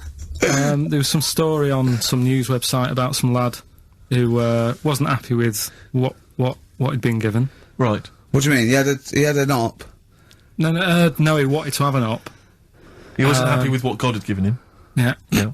What the Lord had popped downstairs for him? Sure. And, Sorry, no, wait a minute. Was he a bloke who wanted it? yeah, fella. And what he wanted, he didn't want a knob, or he wanted a bigger knob? Wanted a bigger one. Right, okay. And, cost £5,000. Right. And they made a mess of it. Well, how did they make a mess of it? Don't know, it came out smaller than they went in with. Well, no, what do you mean? That's I ludicrous. don't know all the ins and outs. Oh, God. It's just Well, like he borrowed the money off his There's mum. been a slight mix-up. He borrowed the money off his mum? I love that. How bad is that? What do you want for your birthday, son? Yeah. Interesting. Thanks, Mum, for asking. A couple of bits of news as well. Hello, Doctor. How did it go? Well, firstly, don't look under the bandages and don't have the goulash for lunch. Yeah. It was smaller than you went in Mum, with. you got £5,000. Why? Just gonna fucking up. Tell me what it's for. You can have it if you tell me what it's for. Well, look at that. Oh, you need a bigger one. Yeah, definitely. There's the money. On you go. Nothing can go wrong. What did he say to the doctor then? That's rubbish. I didn't read all the ins and outs, so just, like I said, I saw Just it. look for the picture. They want a picture. But you just thought, well, thanks for it. You just thought you'd pop that one in. Thanks. Yeah, that's the Knob News Extra. Yeah. Play record, Carl. So if you've got any knob news, we've got one more show left. Send that to ricky.gervais@xfm.co.uk and we'll hopefully get that knob news on air next week. Yeah. All right. Some Dizzy Rascal. Oh, Dizzy Rascal, yeah, he's one of the hot new English rappers. Let's play it. Loosen Your Hold. South. That's great, and I love that one. On XFM 104.9, I'm Ricky Gervais, with me Steve Merchant and Karl Pilkington. Good Carl, choice, Rick, good choice. Carl, that's right. cheers. What are you thinking, Carl? What have you been doing this week? What's been going on? Yeah. You'd be miserable because of the heat, obviously. That's getting me down. Yeah. It's just the way people wander about as well, with next to out on. Yeah. I'm always amazed by, the men. There's a certain breed of man. Guys, sometimes it's kind of builders, mechanics, taxi drivers, van drivers, but not necessarily. Students, all sorts of guys. And you sort of watch them walking down the street. They'll be walking down the street, girls, you know, we'll see in their sort of summer gear. And it's literally, you know, eyes go, look at those legs. Oh, knockers. Oh, I can't believe my luck. Oh, you know, and they're sort of talking to their mates, they're checking it. Oh, it's an ours. I can't believe it. Oh. Yeah. And it's like they sort of forget. There's like some kind of amnesia that sweeps over them during the winter Like months. it's a surprise. Yeah, and then it's like every time summer rolls around again and girls put on, he goes, I can't believe it, where have they been? They're back. Yeah. And they get so excited. Excuse me, love, have you had tits under there all winter? Exactly. Well, yeah. Bloody hell. I can't believe Brilliant. it. It's great to see him again. Yeah. And then he gets to sort of October and they go, where've they gone? They just don't say anything, they just like get on with it, they're reminded. They completely forget for a sort of half a year. There was a fella this morning, I just nipped out having a cup of tea, reading the paper, reading that bit about nudists and that. Sure. And, little old fella, must have been 75. Okay. Walks past, shoes, socks, sort of shorts, but because he's old, I don't think he's got like a normal pair of shorts. So with like suit pants, but short. So really smart shorts that I've never seen before. Yeah. But the thing is, with him being old and thin, Yeah. it's just, don't do that. Don't walk around like What, the legs? that. The legs and the back. He looked like a little tortoise without his shell on. And everybody outside the I've cafe. always wanted to see a tortoise without its shell on. Yeah. Just to see if it would run really fast and go, this is brilliant. Just Yeah. scamper along. I saw a grotesque thing. I think it's Britain's fattest man. I'm not sure. He was huge. I mean, I don't wish him any ill, but so big. It was ludicrous. He was waddling down Oxford Street, and he was, I mean, genuinely, you know, I'm not a big fan of, you know, ginormous people. Rick Waller, for instance, turns my stomach. This guy was twice as big. He was extraordinary, and he sat down on a big bench and literally took up the whole space. And he reached into his bag, he's having his lunch, and he was eating an apple. And I really felt like I wanted to slap him on the back and go, it's a bit late for that, mate. Well, it's probably starting now. He's probably starting thinking that I'm going to make a change. And imagine if you'd have said that. Yeah. And it'd have been awful, wouldn't it? Yeah. He cut it in half, put it between two slices of chocolate. Yeah. I mean, I don't know how you get that And waited big. for a pig to come past, Yeah. shoved it in his mouth. Exactly. Just swallowed it whole. I don't know how he gets that big. And it was like he'd come out to sort of soak up some of the sun, you know. Well, you look better with a tan. I suppose so. Yeah? Yeah. Was he wearing loose black clothes? He was, of course he was wearing That loose works black up to a point. clothes. Yeah. And then, you know, it's not fooling anyone. Was it vertical stripes? Yeah. To make it look thinner. Just people just walk past and think it's night. Yeah. That's Exactly. So, Carl. So yeah, so that's you know, that's been annoying me with the weather and that. Yeah. And then I love the warm weather. oh, Although I can't sleep at night. I had 2 hours in front, just went and lay down in front of the window, in front of the French window, just because it was just too hot last night. But if I can sleep, I love hot weather. I love walking around when it's sunny. It's better for you. People are usually happier in hot weather. The sun is good for you. I mean, it has been hot. I mean, it's 100 degrees. It's probably too hot to work, but... mental. I can't think straight and stuff. You know your little That's baldy head, isn't it bad for it? Because it just... doesn't it get you... make your brain a little bit hot?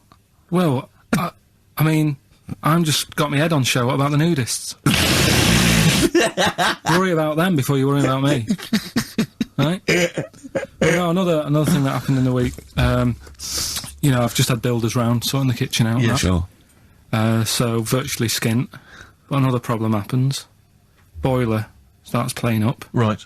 Right? So, and you've got to have a shower in this weather. You've got to be able to have a shower and that and freshen up and what have you. Well, I have a shower every day anyway. I mean, 2 sometimes, but yeah. Yeah, but if you haven't got any hot water, you can't, can you? Right? Cold shower's alright, isn't it? Mm-hmm. Go on. So anyway, fella comes round. Yeah. 90 quid. 90 quid. 90 quid. All he did, turns up, says, oh, yeah. Just bang it. 90 quid. Bang the boiler. That's 90 quid. Last time I banged a boiler, it cost me 90 quid. And there was a lot of leakage then. Yeah. So I you know... I understand where you're coming from. Yeah. I do sympathise. But do you know, like, I catch them out as well. Do you know, like, you know, I know they're up to no good Yeah. and stuff. They don't earn the money. Sure.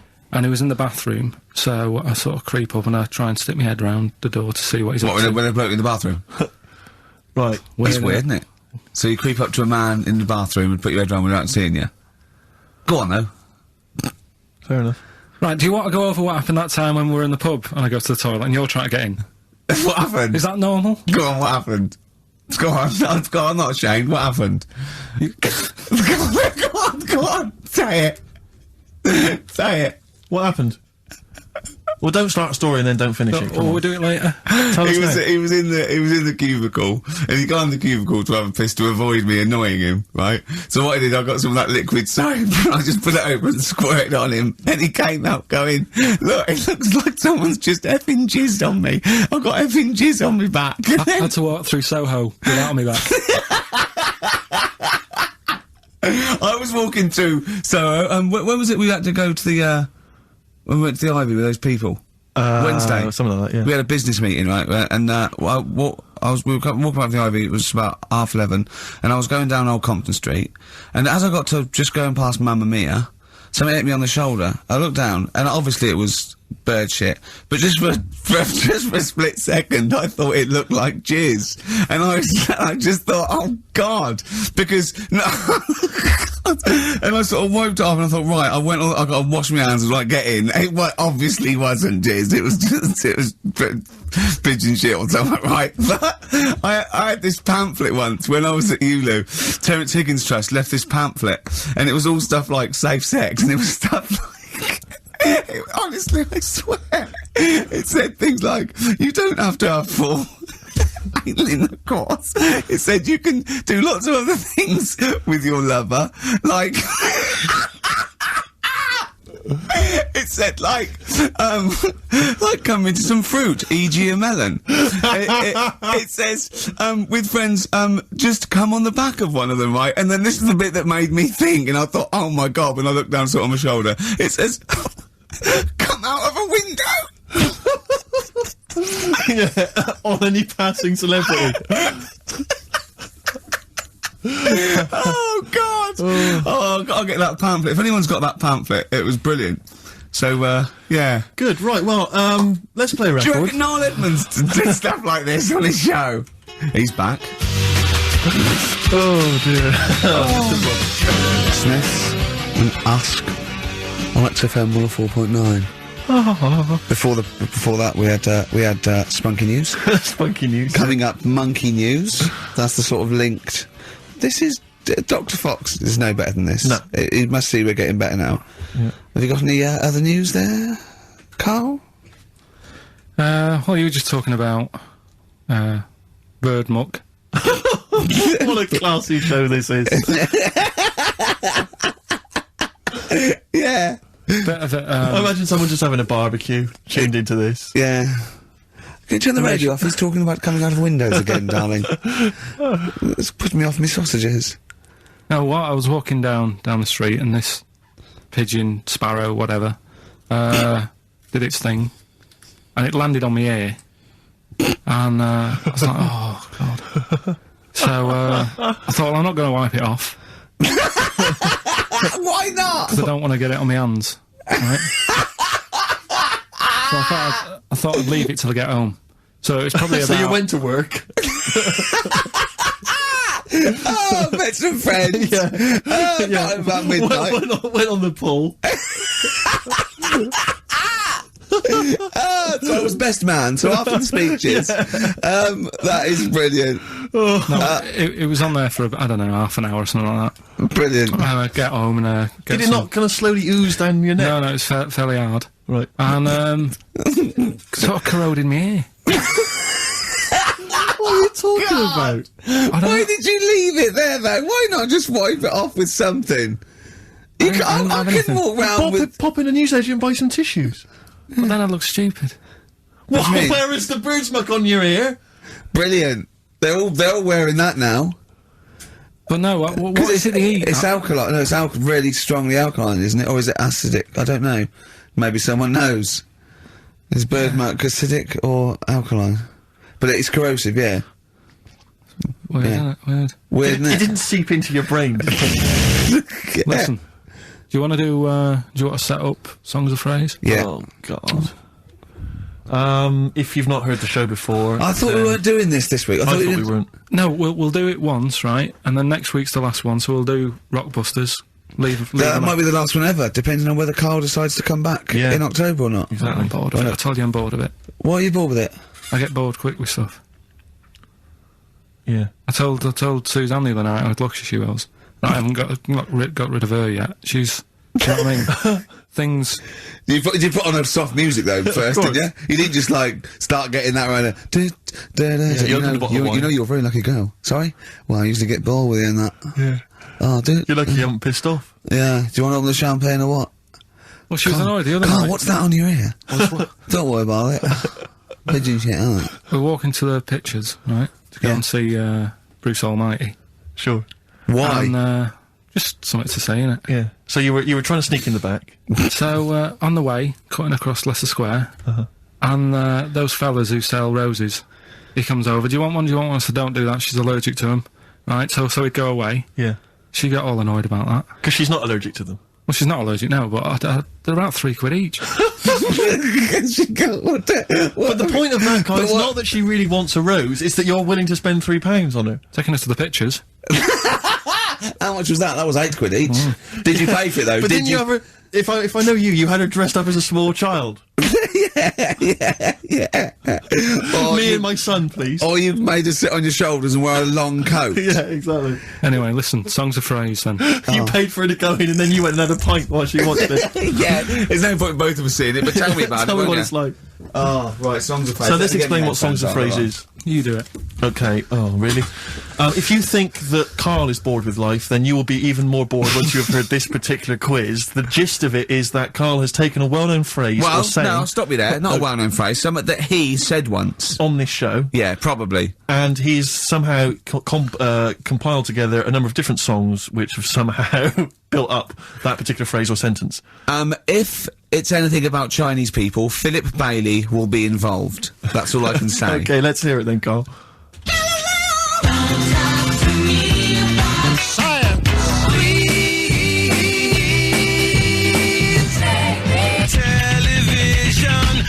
Right? Alright, I don't know what that is. I don't know what that was. This is appalling. I don't know This is what that appalling. is. Carl, I do not know what that is. What is the phrase?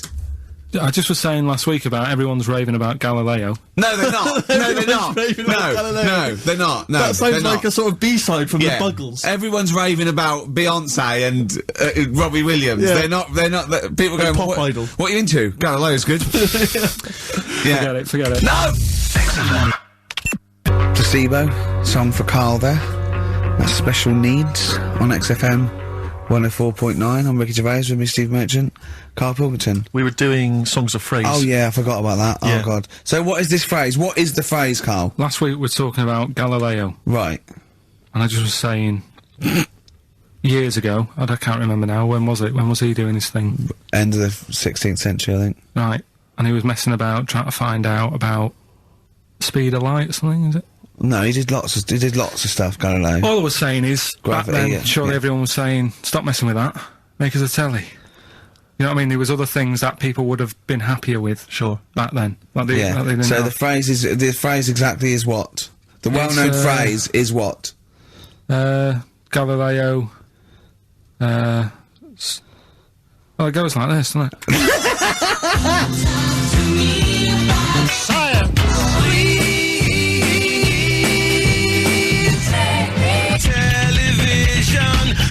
Right. So it's Galileo's stop Talking to me about talking about science. science, make me television.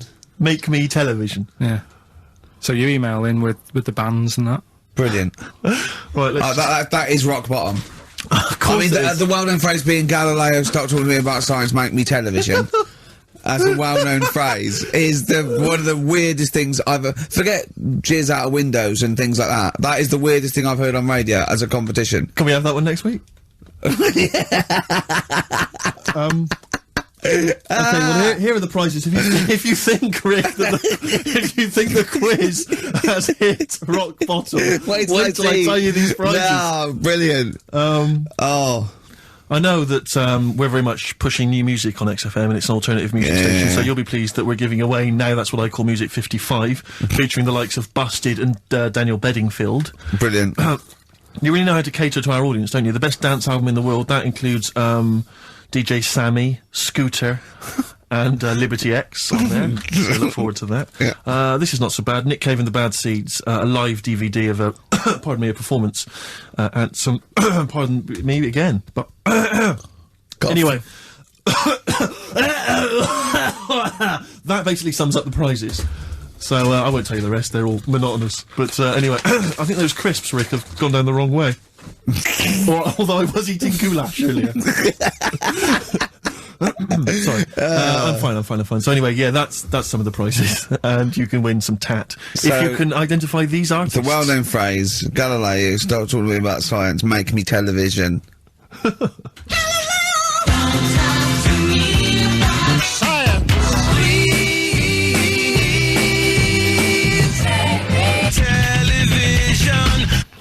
I just It's email in. appalling. Bit easy this week, I think. Those, yeah. Play a record, Karl. I mean, it's ridiculous. Ricky.gervais@xfm.co.uk. The Pixies. The Pixies on XFM 104.9 Holiday Song. You're talking about people coming round and just banging the boiler and charging 90 quid. I think it was last Christmas. We had a dripping tap, right? And it started off just dripping a little bit. And then after a couple, I thought, you know, we'd get that sorted out. We couldn't actually turn the tap. It was just solid where the washer had gone. And then over Christmas, like before Christmas, it just started flowing. It was just like on, and I was thinking, this is terrible. It was terrible. It was the hot tap, and of course everything. The caretaker going away. Everything had been closed down. So I called out an emergency plumber. Christmas, Yeah. Right, he couldn't get it. Just turn the tap off, right? So he was trying, and in the end he said, well, what I could do is I could just squash the pipe. Right, cut the pipe, squash it, and then you could change the whole thing. I'm like, yeah, whatever, right, because I can't have this. So, he said, I've got to go to the van, and he got this tool, came up to squash the pipe. It was only a young lad, right? Wasn't strong enough. So I had to help him squash the pipe. Right. He squashed the pipe, cut it, put a little nozzle on it, you know, just to seal it, right? And I was 180 quid. 180 quid. And I want to say, surely that's half mine. Yeah.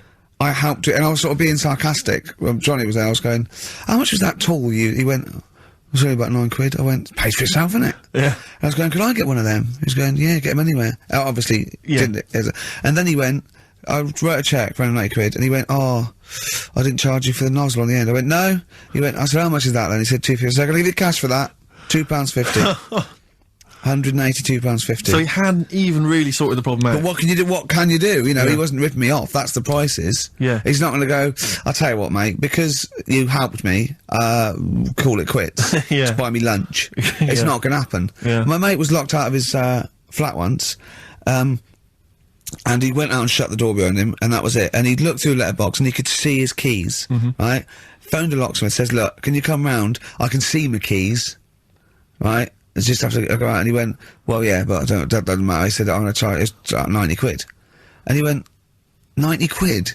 He went, but I can see the keys. He went, yeah, I can get them for you. And he went, and my mate said, you're going to come round, you're going to charge me £90, and you're going to scoop my keys up with a bent coat hanger. And the locksmith said, have you got a bent coat hanger, mate? It's brilliant. But it's a fair point, isn't it? Do you know what I mean? It's a valid point, that's it. And what can you do? Yeah. I'd have gone, thanks for the expert advice, and then asked the neighbour for a bent coat hanger. And they went, well, we'll call it £100. Yeah. But that's more expensive than the locksmith. Well, yeah, because you're going to illegal traders. Exactly. We've got no licence. Yeah. We've got to pay a little bit more in case we get fined. Exactly. But that's what was going on when, you know, the fellow was round the other day fixing the boiler in the bathroom. Just wanted to make sure that he was working on it, because it all went quiet in there. He had the door shut. I'm trying to have a little quick sort of peep, seeing if he's doing anything. And I push the door. The way this sounds. But just pushing the door slowly, and he's going, "Don't come in." I was like, "What are you doing?" Well, what was he doing? Dunno. But then he's like, 3 down. Probably doing a crossword again. That's what annoys me. The way that, you know, it's all secret. You're not coming in, and you hear the odd bang now and again. He's probably sat there, crossword, 3 down, giving it the old just now and again. With his foot. Just annoying. Yeah. How much did he charge you? £90? It's just under £90. Yeah. Yeah. And all he said was, you know, give it a bang. If you don't work again, give it a bang. What does that mean? Is that an air block? And they just like, what is it? I don't know.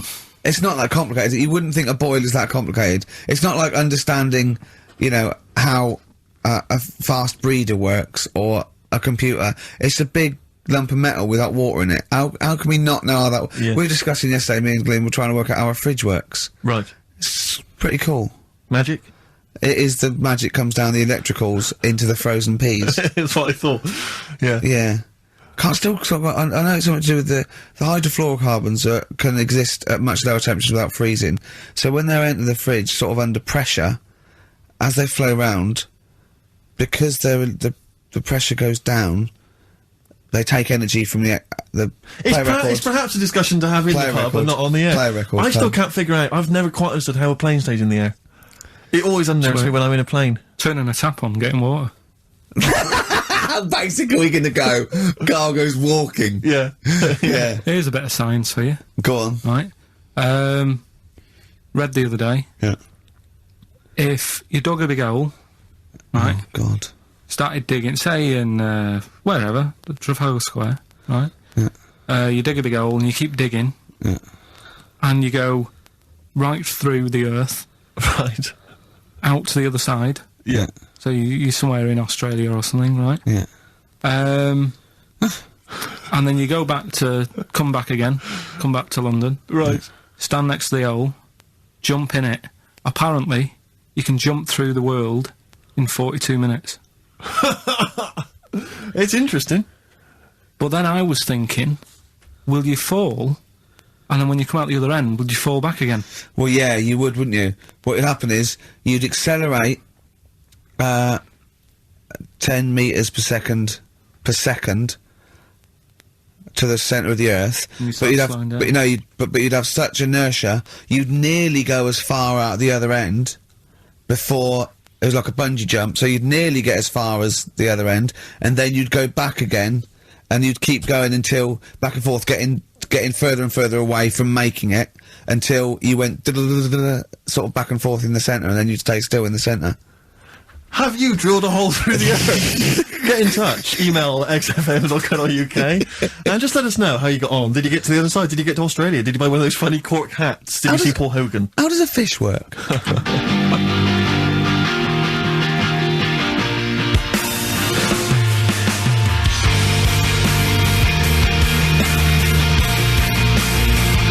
Darkness, growing on me, XFM 104.9. I'm Ricky Gervais, with me Steve Merchant and Karl Pilkington. I lost him, didn't I, in a little conversation? Yeah, there. you were talking about quantum physics, to be fair. Yeah, I was explaining what a black hole was, because we were talking like that as well last night. And just halfway through, he just went, yeah. And put his headphones on. Brilliant. Yeah. Oh, it's the thing about Karl is he speaks with such authority about things that he thinks he knows about. Monkeys. And when you try to explain to him about stuff, you know, he goes, no, of course ghosts exist. And you try to explain to him why it's conceivable they don't. No. He can't be bothered with that. Yeah, you did all your learning at about 12, didn't you? Yeah, but I'm still picking bits up now. Said without irony. Oh, brilliant. What have you learned recently? Anything interesting recently you've learned? Darwin, that's why I was asking you about him. Right. Yeah, Darwin, we know what you did, didn't you? I don't know what he did. I just read the other day that they've got a treatment for whatever illness he had. I thought it was a bit late. Can you imagine that, saying that to his family? What did Darwin do? I don't know, you were just trying to explain it to me, but I'm busy doing stuff, aren't I? I can't take it all in whilst I'm sorting the ads out, putting CDs in. You know what I mean? Ticking off the knob news. No, but he formulated a theory of evolution based on natural selection. Yeah, but wait, though. Do you think that's good? Do you think that's well done? You're impressed with that? Because you're not impressed with things like, you know, you famously said, Newton, so it did gravity, but it was already there. If we'd have been floating around, it'd been a problem. We weren't, so keep out of it. That's what you said. You said Einstein. I've never used EMC squared in my life, but the bloke who invented the video recorder, I watch one a week. So I wonder if you're impressed by Darwin formulating, I think, the most important scientific theory since Newton's laws. Has it made a difference? Or whatever he said, would it have happened anyway? You can't do that. You're not allowed to say that. You can't say, oh, well done, I'd have found it eventually anyway. You can't do that. You've got to give people their due, do you know what I mean? But now it's difficult to find stuff because there's less to find out now. It's not a competition. But on what scale? On what scale are you looking at? Why do you mean there's less to find out? Well, now, I mean, they're bringing stuff out that... do you know what I mean? It's just... The iPod. Well, yeah. Sure. Didn't see the point in that, no. The iPod. Do you know, he actually listed the 3 songs he'd ever want to carry around with him. I can't remember what they were. What are the 3 songs you'd put on Killing your a Georgie. Killing Georgie, yeah. Yeah, what else? Probably have Elvis in the Ghetto. Right, yeah. Moving. Living in the City. Stevie. Do you know what I like? Do you know why that? Because that's like a little film to him. Yeah. That's 3 songs where there's a little story. He knows the ending. Yeah. But it's someone singing it to him. A little... Just put them on it. How many songs can it hold? Well, 7,500. 7,500. Put that on. 7,500 times. Sure. Well, you don't need to, do you? I mean, that is like that joke. The wish. Imagine putting on 7,500. You know that joke about you got 3 wishes. It says a never-ending bottle of Guinness. And he goes, second wish, you gotta have 2 more of these. Yeah. You don't need to put them on 7,500 times, do you? No, you don't have to. Never mind, Carl. Never mind. Answers rushing in, we should point out, for the quiz. Most of them agreeing that it's pointless. Some people have called it... It's songs of phrase, of course. Some people are referring to it now as songs of arse. Which is more than appropriate. But you'll be pleased to know that it's ending this week, and next week we've got the return of the even more pitiful Rockbusters. For the last one. That's back for the last one. We'd perhaps also need your petitions to Karl. If you want us to stay on the air, then you need to petition Karl, giving good reasons why he should stay, why this show isn't boring, or rather why he shouldn't be bored by it. I mean, you're bound to be bored as listeners, but obviously he's running out of steam now. What are you fed up with? You're just fed up with, in general, are you? I mean, you want your Saturdays back, do you? Just want a bit of a life back, that's all. But you don't do anything with your life when you've got it. Why don't you do this instead of, like, your day job? Can't. It's more important than my day job, innit? That's what earns the company money and that. Know what I mean? Well... So... Why don't you do a regular show then? Sack someone who's, you know, quite frankly not putting their weight. I've done that. I did that years ago. What do you mean? Done it. Told you, I've done a lot of stuff. Boxing. Done. Tick. Dancing, done. No, you turned up, the place was shut. Yeah, but Dancing? When did you do dancing? That's when he went and said, I want to do dancing, and he went along to the place, and it was shut, and that was it. And he said, I didn't do it anymore. That's not doing it, is it? Boxing, he had a fight with one lad, then the lad beat him up, and he didn't go again. Oh dear, it's pathetic. Well, anyway, yeah, so this is basically our penultimate show. Next week's the final, and we're all looking forward to that enormously. Yeah. But that may be it forever then, and this, you know, all for one, all, you know, one for all for one. The Three Musketeers, gone forever. Yeah. I, for one, will be pleased. Oh, I have to get some of these taped, because I like coming in sort of, you know... Incidentally, playing Rick, it. don't be afraid to nick as many CDs as you see fit on that last show. People have already nicked them. No, I know, but I just mean- take whatever you want. Is that Four Non-Blondes is still there, isn't it? I think it's still there. Because I don't want that to be nicked. Yeah. And I got a feeling, because I don't think there's any Smiths in the library, but there's quite a lot of Gina G. Really? What? What was that sigh for? nothing. What? Ooh. Play a Do, record. Monkey News is on the way, plus the This results. isn't radio. You've got to keep talking or playing music. Play some music? Yeah. Art of Gold by Neil Young on XFM 104.9. Pop Idol, of course, begins this evening. I know you're looking forward to it, Rick. Yeah, love it, It's love always it. a joy, isn't it? Especially those early rounds with the dibs. Mentors, yeah. Yeah, they are always extraordinary. That's the only reason I watch. I mean, I can't be bothered with the later contest. It's just watching the freaks for the first couple of weeks. It's an absolute pleasure. Yeah, I sort of like watching the judges. They're good as well. Oh, the judges are good, yeah. I like yeah. the fact they've got their little shtick, you know, the special jokes they've obviously written, just waiting to get them in. Yeah, It's just yeah. great. But I like when Pete Waterman cries as well. does he cry? Sometimes, if he's moved by it. He's better than bloody Bobby Daddon. Like it, yeah. Rosie Ribbon made him cry. He just wells up and then like that. That's good. I like that. He talks a lot of old arse, doesn't he, Pete Waterman? I sort of quite like Oh, him. I Though. don't know. I find him irritating. Well, It's like yeah. he genuinely thinks he's up there with Lennon and McCartney. That's one of the great kind of pop Svengales of his time. Yeah. And you know, I don't know. You wrote songs for Sunita. Well, Don't yeah. be that brave. Let's not knock him. There's Foxes on there. True. No. Dr. Fox is a genius. And obviously can step in if there's any medical emergencies. Rick Waller, you'll be pleased. Now, obviously, as you know, I'm a huge Rick Waller fan. Not only has he got a great singing voice, but he really is a picture, isn't he? No, I know it's a bit harsh. I've said it before, but he does make me a little sick to the stomach when I look at Rick Waller. To be honest with you, it's his own fault. You know, he went in Celebrity Fit Club. He had a chance to sort things out, and his attitude was wrong, and he didn't trim down. And he's, for want of a better phrase, a bloater, and slightly grotesque. But you know, he's in the paper this week saying that it was all because of his image. He didn't fit the stereotype of what pop stars should look like, blah, blah, blah, blah, blah. Well- He's disgruntled by this. He's got a great singing voice. Well, he and- has got a great singing voice. But the point is this, Rick, the point is this. Since the days of Elvis, since the days of Bing Crosby... He's not you're as a bad as Elvis.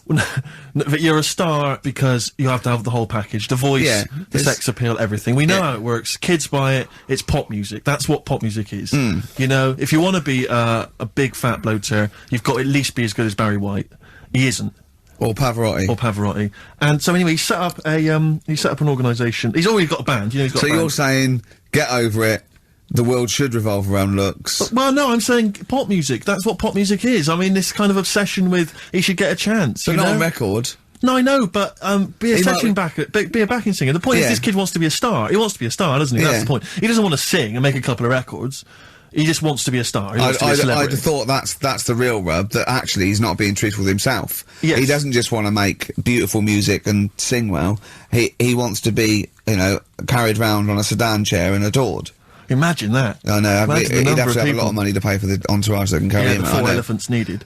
But he's got a company now, he set it up with his dad, it's a management company, it's called Star Search, and basically he's hoping to break the fickle industry, expectations, and so if you're a bit of grotesque, if you're a freak of some kind, if you're someone that Karl, would be impressed by or, alarmed by, then you can get in touch with Rick, and he can put you in there, women with beards, little midget fellas, whatever it does not fit the usual norm. Should we cut along?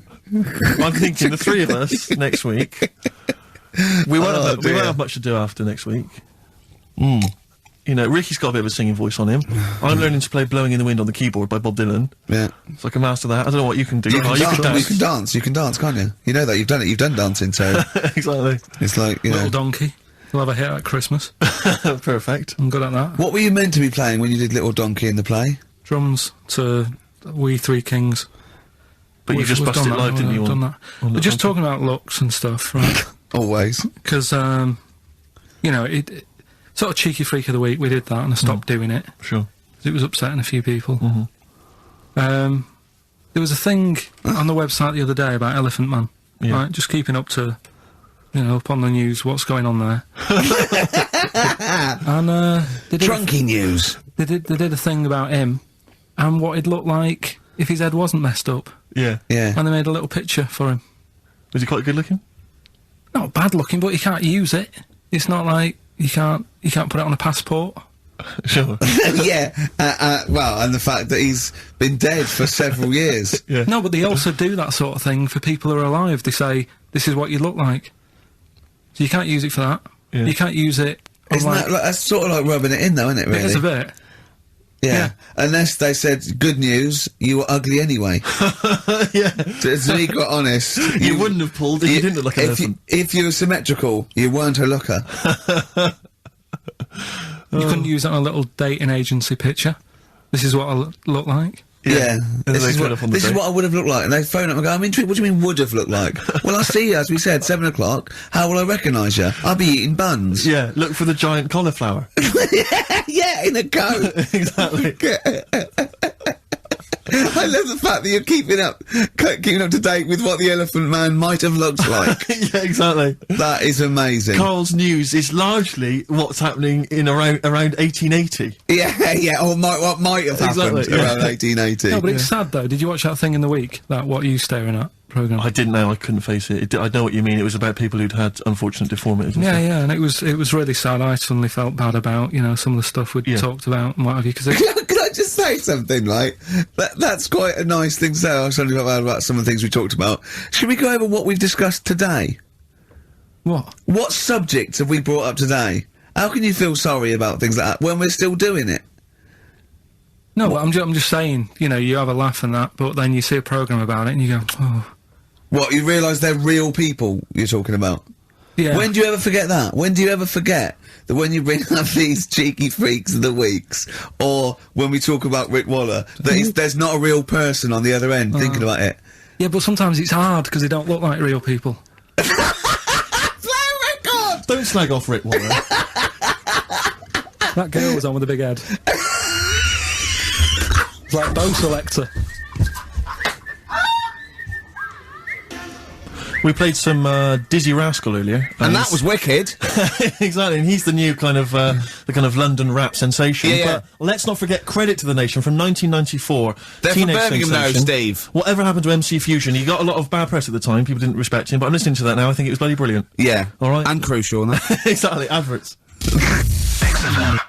Kings of Leon, Molly's Chambers on XFM 104.9. I'm Ricky Gervais, you're Stephen Merchant, and that little bald head of a mank over there is Karl Pilkington. Cock-a-leaky soup? Cock-a-leaky soup is fine. That was one from Nick. Thanks for that, Nick. Yeah.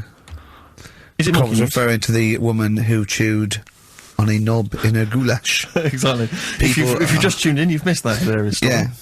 We still don't know why she was eating goulash. I've got a rash, look, come up my arm, look at that. Brilliant, fascinating, thanks for that.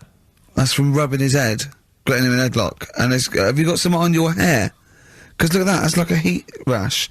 What do you wash your hair with? Have you still got that bird shit behind your ear? What is that? That's really worrying, isn't it? It's like how, like, the body changes over many years of sort of certain things. Yeah. It's like your body changes to protect yourself from the sun and what have you. Yeah. My head just got used to being rubbed. Yeah. It's reacting now. Oh, that's a defence mechanism, is it? Right, I see. Alright. Look at that, that's horrible. Anyway. You've got something on your hair, you know. Monkey news? Well, I was going to say the winner. I don't think anyone cares. Oh, come on, someone got all of them, didn't they? Well, okay, play it again then. This was Songs of Phrase. We did this The earlier. well-known phrase is, Galileo, stop talking about science, make me television.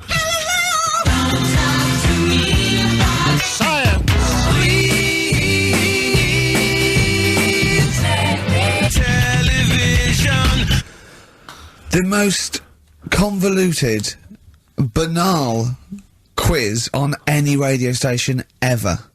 I mean, I'm including Moyles, Chris Evans, do you know what I mean? Simon Bates. That's worse than anything they ever did. Apparently, Channel 5 have bought the rights. Anyway, what were the answers, Carl? We had Queen in there, Altered Images, Thomas Dolby, Yeah. Beatles, Aretha Franklin, and Red Hot Chili Peppers. Well, extraordinarily, Tracy and John Burton from Colchester and Essex got all of those right. Why they would want the prizes, I've no idea, but good luck to them. They can enjoy those at some point. God bless. Okay, Monkey News? Do you want a bit? Yes, please. Play the jingle. This rash is weird. Oh, chimpanzee that! Monkey News. Right. Right, they were filming a documentary, right, this telly company, Yeah. doing a documentary. Who? Which one? Which one? Don't know. No, right, what was the documentary about? About monkeys. Yeah. Where was it? Where was it? Africa. Right, when was this? I haven't got a date. Okay. Recently, though, since the advent of television, obviously. Yeah. Actually, a bit of extra monkey news if you want it. Okay, always. Do you know the, Monkey News Extra. Go on. do you know the Halfords ads? Halford's ads? I don't think so, no. What happens? Halfords, they've you know, they sell nuts and bolts and stuff. Right. They were using monkeys in the ads. Okay. Yeah. And what happened? Packet. Don't they sell bikes, Halford's? Well, mainly. Bicycles and motorbike stuff in that.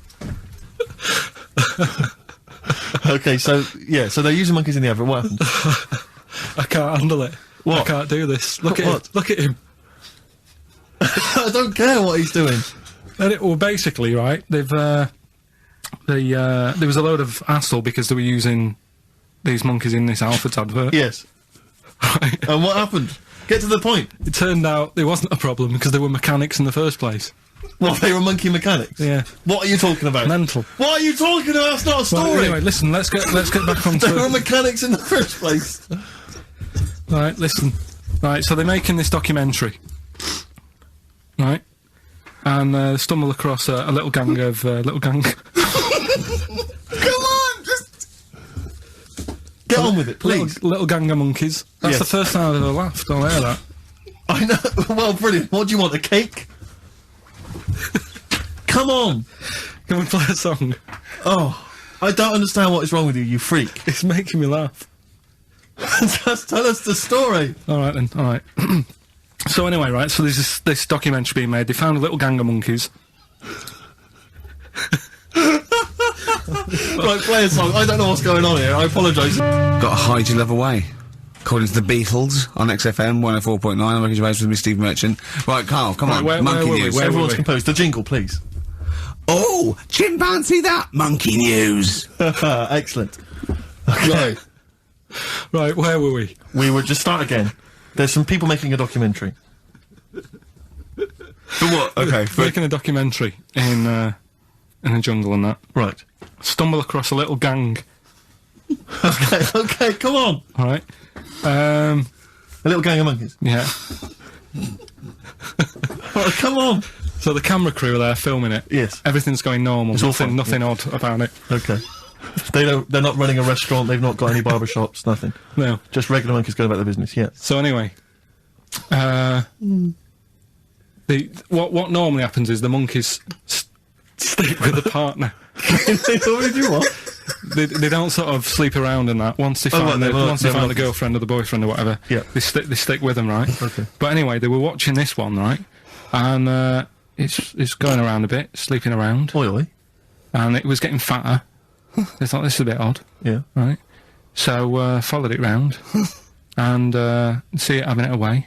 Turns out, little prostitute.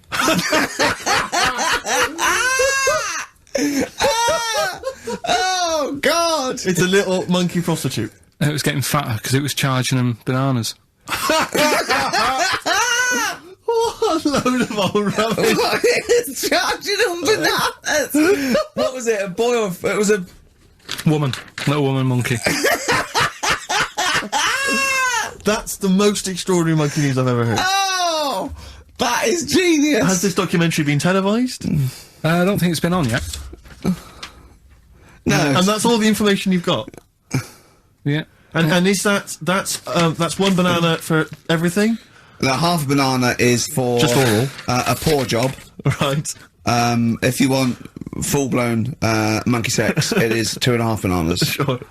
So, Let's just play a song. Okay. let's just play... Alright, well, this is our penultimate show, which we'll be back next week. We're going to make it a barnstormer, I'm sure, lads. I want 100% behind it, 110% next week, alright? None of this giggling, none of this infantile giggling, like Okay. two schoolboys. Right. Alright, we're going to come back, we're going to have some quality monkey news next week. We're going to have all kinds of treats, I would have thought. Okay. Some great prizes.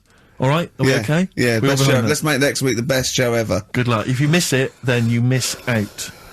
We're ending with a track from a couple of years back. I think it was 92, 93. Dinosaur Jr. Start Chopping. Play that. Start playing. Forget start chopping. Start playing. Alright. Alright? See you next week. Yeah.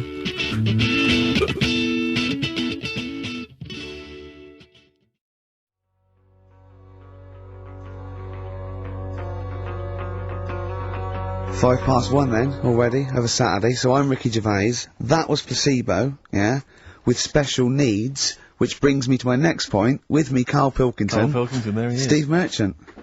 104.9. That's it. We're back then. Well, for one last time. Well, it's certainly the end of the season. We're away for at least, 2 months. We're doing the Office special. And possibly forever, depending on whether Karl decides he wants to carry on with this. Because, I mean, we do this for fun. We don't need to do this. We don't need to do this for, money. Obviously not. The kind of money you're earning, Rick, you do not need to do I this. don't need to do it. It's quite honestly beneath me. Yeah. We don't need to do it to further our career because it's embarrassing being Didn't your on XFM. accountant say, do not even bother cashing those XFM checks? It's not worth your while. No, it's not. It's not. Yeah. The time it took to sign them. Exactly, It wasn't worth it. So we do this basically to ridicule Karl on a large sort of platform. I say large platform. Yeah. XFM.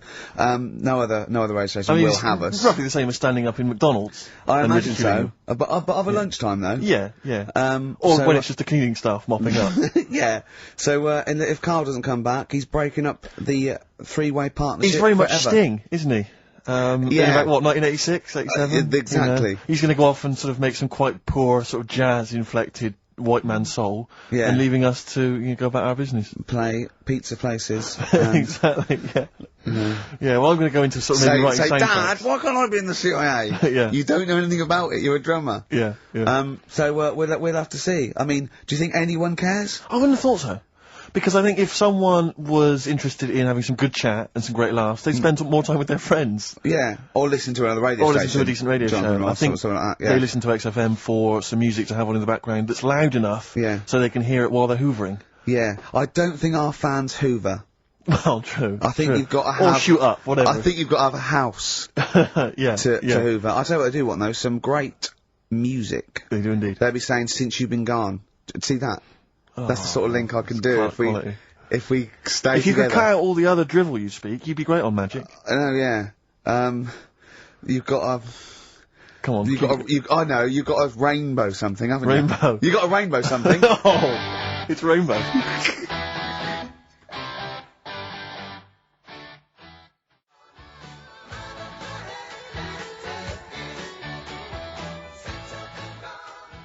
Well, I mean, for a last show, that song had everything. It's got 2 guitar solos. Yes. It's got a key change. It's got bad grammar, Since You've Been Gone by Yeah. Rainbow, and that's for Camfield, the Prince of Rock. Yeah. He's going to be the king when Vance, just hands over his crown. Yeah. And you've still got that on XFM, so, don't worry about us going, oh, you weren't? Oh, okay then. No one cares. No one cares. This is our last show, let's make it a good one. Let me give out the email address because I imagine there's going to be a flood of emails Saying, demanding we stay. please, Karl, keep the team together. Yes, it's jono.coleman at... Coleman's not a team. He's just a big lad. Yeah. Right, come on. What do you mean, come on, I've got nothing. Ricky.Gervais. Oh, at Ricky.Gervais XFM. at Yeah. XFM. Or Karl.Pilkington, because you can do it throughout the week, you can do it throughout the 2 months. And, what's the phone number for XFM? 0207, is it 766 6000? And then just ask people through the car and leave a message on his voicemail. Yeah. So email him a lot. 0207 766 6000, I think, and just ask for Karl Pilkington. Yeah. Little Karl Pilkington, little baldy mank twit. And say, please stay. Yeah. Please stay. Karl, say something then. How are It's you, your mate? last show. Say hello. What are your feelings, Carl, so far? I mean, are you tearful? Are you upset? Not at all. No? Can't wait for 3 o'clock. Sure. So it was interesting how Ricky was saying he only does it for the fun. I haven't even got that bit. Yeah. I am paid peanuts to work Saturdays, which wrecks me weekend. Pay peanuts, you get monkeys. I have no fun. Yeah. Right? You having a laugh. And what people You forget love is- this, you love this, you love me coming in and having a little chat beforehand and after. Yeah, but that's the funny thing, innit? Listeners just think, why does he get so moody about it, having Ricky annoying him just on a Saturday? Yeah. It's not just of a Saturday. Why? It's in the week as well. How do I annoy you? How do I annoy you? Daily How annoyance. do I annoy you, Karl? So you can't, be specific. See? The first thing that springs to mind, when I'm trying to work with Steve before saying, come on, let's, find some interesting stuff to talk about, I think you were playing the accordion in the air. Was it the accordion? I mean, it doesn't really matter, they get the idea. Although I can't play the accordion, so it wasn't very good, was it? Where did you find an accordion? I was one out there, right? And then Next to the drum kit he started playing with. then I had a loudspeaker and I put the accordion for the loudspeaker. Then it loud, those loudspeakers. They're amazing. My question is this, Carl. Do you honestly think that's going to stop just because we're not on air anymore? He's not going to see you on a Saturday, so he's just going to come in even more often. Yeah, I can just drop He in. won't bother me as much though. I think he will. And he'll have his fob taken off him, so he won't be able to just wander in. Of course I won't. So What? They They're won't. not. Do you think they're going to? Of course they're going to let Ricky Gervais walk in anytime they want. Yeah, I might come in, I might do a few trailers, might hang out, with Andrew, going, hey Andrew, how's it going? He'd go, yeah, we're having a bit of trouble, what do you think? I say, lose that off the playlist, put that one on, sack them. Yeah. Yeah? Let's have a little bit of feeder.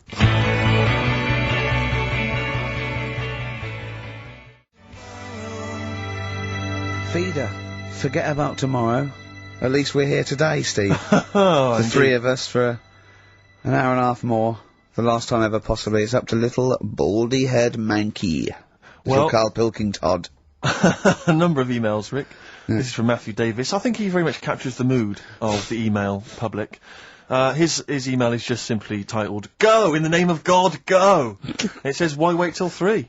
Why not leave immediately and stop subjecting us to this abject Well, misery? Karl did once when he had to get a train. Of course. let's So, leave it go. that's never happened on radio before. But who knows? I mean, stay tuned. We might shoot off at 20 to 2. Or we might get better. We might get better. We might get better because we've done a bit of planning, because I got Karl round last night Really? to do some planning of the show, didn't I? And so we've yeah, I got... thought you were going to be there, Steve. No, I wasn't told about it. Yeah, well, I called him up and said, why, what we're doing? He said, well, you can come round and, have a chat, maybe get some ideas and that for tomorrow. So I said, is Steve there? Yeah, Steve will be coming, yeah. So, go round. It's close, next to his flat. The pub couldn't be closer. Yeah. Alright? Yeah. Unless there was sort of spirits and that in the lift, they couldn't have got closer. Yeah. Right? I turn up, you're not there. No. He's lied. Yeah. Yeah. Right, Well, I so- knew you wouldn't come out if it was just like you thought I was going to muck around. I had to pretend it was work to get you out. So, you weren't there, Steve. No. Anyway, so he says, oh, come in the flat, got an interesting book that you'll like. Okay. So I think, well, that's kind of work, he's trying and that. Yeah. So I go in thinking we're going to get some good ideas and that from this book. Couldn't find the book. He looked for about 40 seconds, said, oh, I don't know where it is. I don't know. Come on, let's come in here, let's have a wrestle.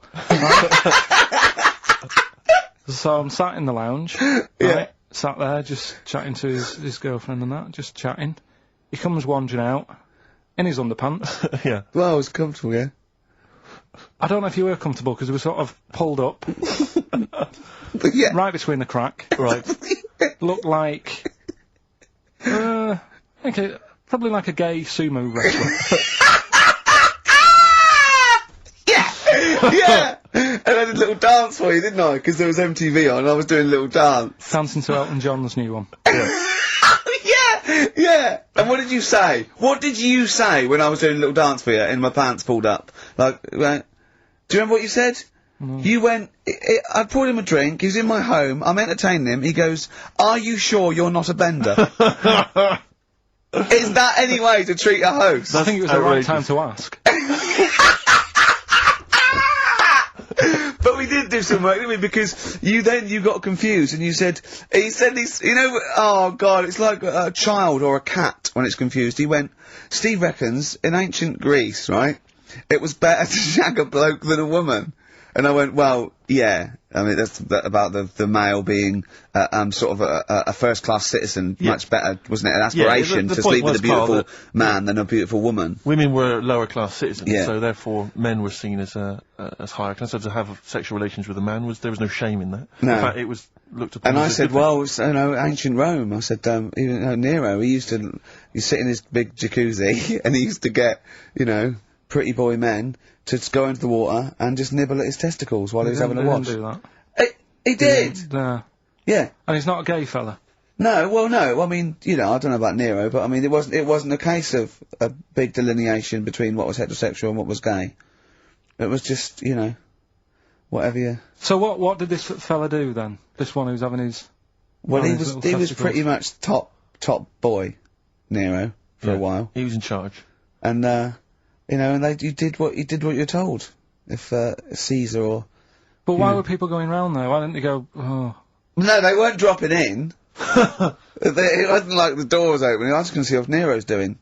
It's not like when I pop in here to see you. Normally what would happen is he'd say, come back to my place, I got a book for you. Yeah! You pop in, but he'd come out in his pants, Elton John would be on. You'd have probably been like a delivery boy or a stable boy or something, you know, and you'd have popped round there and you'd have gone, there right, Nero, there's the tablets of stone you wanted. And you go, Pilkington, why you are here? Pop I don't know why he's French. What is that? I don't know why he's French. Just pop under the water and nibble at my testicles and you'd have done it. Because he was Nero. I wouldn't. You would have. There's no way I would have done. Yeah, well, you would have. What have I done? I've dropped a pizza off. Yeah, you put around to Nero's place with a pizza. Right. Right, I'd say I've done my job. Right? Yeah. That's not the sort of tip I wanted.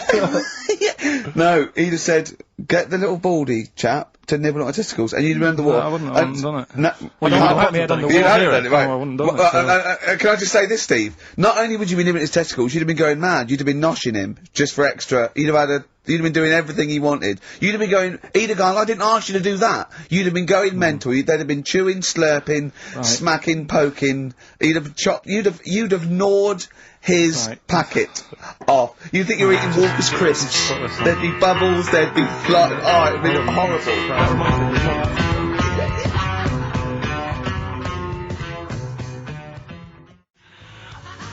The Beatles from the soundtrack to The Yellow Submarine, actually, and that's Hey Bulldog.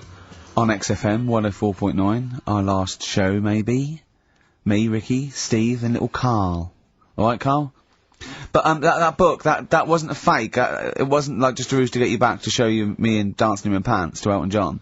It's that, what was your girlfriend doing during that, instantly? I think she was just getting on with sort of like packing up sort of boxes because we were moving. She was, sure. I don't think... Well, she's seen it all before. Yeah. And the book was, do you remember that book that I showed you? That, it was, Man's Body, an Owner's Manual.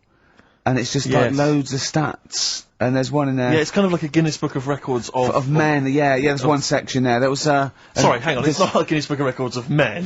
That just sounds a little bit like you and I were sat around your house looking at a big book, pictures of men. The big man book. The big man book. He is a big man, isn't he? Yeah. He should be on the front cover. Yeah, it was a book more about the kind of physical body and exactly, about biology and social and, you know, sex and all that sort of stuff. And but we didn't look at the sex. Which is where we got the knob news for today from. Right? This is true, right? I read that you'll have someone's eye out! Knob news! Nearly got the jingle. Yeah. I read that the smallest ever functioning penis, right, was under 3/4 of an inch when erect. Extraordinary. That is bad luck, isn't it? Yeah. And it's a micro penis, so it's perfectly scaled down. Just a little look at Karl's face. Well, couldn't the fella have said, look, right, I'm not happy about it, so don't print it.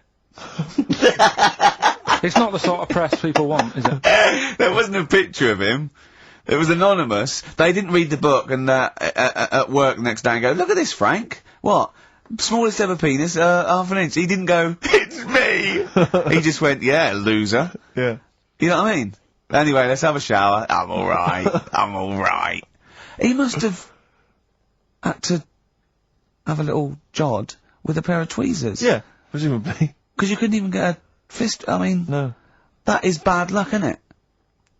Was he a good-looking fella? What would you do, right, if, he invited you round and said, right, and he was like the king, right, and he went, oh, Karl, can you just go in there and just nibble at it? And you've gone under the water, and you're just about to nibble at it, and you come up and you go, that's tiny. Would you be disappointed or relieved? Right, well, that wouldn't happen. No! Karl, I'm saying if it did, would you be disappointed? Would you go, oh, I can't even I don't know where to start with that? Or would you go, oh, thank God it's not a big one? You've got to remember that he's the emperor. So you've got to do what he says or he'll have you killed. What would you do? Would you go, oh, I lovely set of tackle, or, oh, it's not as big as I wanted, or would you secretly think, I'm glad it's not big, because I didn't want to, because I'm not that guy? I'm not even gonna think about it, because I wouldn't do it. I know I wouldn't do it, even back then. Even back then? What do you mean, even back then? What?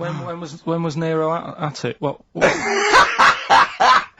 the Roman Empire was sort of like 2000. Well, it stretched up for to years. about, yeah. So, it's a long time ago. Yeah, I wouldn't do it. You'd have to. I always remember, we're still doing Knob News? Yeah. Just the... Knob News Extra! Knob News Extra, excellent. Well, I didn't do that well at school and that, right? But we had biology. Mm-hmm. And I didn't take much of it in, but there was one day when it was about, Knob News and stuff. Sure. And it was all about how, blood, is what makes... Engorges. Yeah. The erectile tissue. Sure. Yeah, it was all about that. And, there's this girl in our class called Paula, right? We were sat there watching it, and she fainted. You just heard her go, oh! And she hit the floor, right? Because we were all sat on top of the desk watching this. But I wasn't that interested in that. No. I wasn't looking at it and that. But Paula, right, she fell over. And the funny thing was, right... What was it, a video? Yeah, a video of, like, this blood... Yeah. Doing the business to this fella's member, right? And, she fell over, like, and everyone's like, oh, what's up with her? And the teacher was trying to, like, wake her up and give her water and that. And it was really weird, because then the nurse came in, and yet this video was still playing. And the nurse came in, what happened? Well, have you seen this? Yeah. And you could hear, like, then it was going on to, like, sex education on the video. It was all done from start to finish. What happens? And by the end, and she was still out cold by the time it got to, like, and then they had a baby. Yeah. Right? And that just reminded me of it. So it seems to me that was her sex education class. She fainted when the penis got erect, and when she woke up, a baby was born. That's probably what she thinks happens. She's wandering around now. And the whole class just missed out of it, because they saw someone if she's ever with a bloke and he gets an erection, she just goes, oh no, but that's get it. She was a bit of a class tart, really. That's why everyone was like, what's up with her? Carl. No, but she was. Everyone was like, what's up with her? It's not as if she's not seen it before. But just reminded me then. Weird. But anyway, yeah. So I wouldn't. Anyway, let's leave Nero aside. Yeah. The other thing in this, should we play a record and come back? There's another interesting fact. There is some extraordinary facts in that. Yeah, well, more facts. We're running over. It won't be knob news. It won't be knob news. There'll be all different types of news. Alright.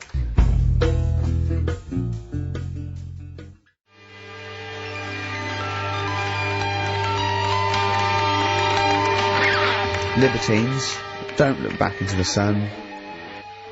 On Xfm 104.9. I'm Ricky Gervais, with me Steve Merchant and Karl Pilkington, for possibly the last time ever. I was coming in today, Steve, and I was walking just past Shaftesbury Avenue, at the beginning of Shaftesbury Avenue, and it's sort of a little bit of a tramps corner going on there. And there's a couple of tramps, proper tramps, already had a few, and about sort of like 40 maybe, right, or that. They could be 30, they could have a hard life, they probably have. But he was going, Johnny's coming down, but Les isn't going to make it. And I think they're just planning their social, a meeting there. I just think that that's nice. They've got, they don't just drink by themselves. Yeah. They go, what are we doing tonight? I thought we'd get drunk and sleep in the doorway. We did that last night. But I just like the idea that they're planning it. And they've got mates and they do stuff and they go, alright, how's it going? Well, you know how it's going. Yeah. I'm sitting next to you in a pile of piss. You know how it's doing. Do you think, I was also thinking, do you think they ever wake up, like, before they've had anything, like 9 o'clock and go, oh, I was pissed last night. Yeah.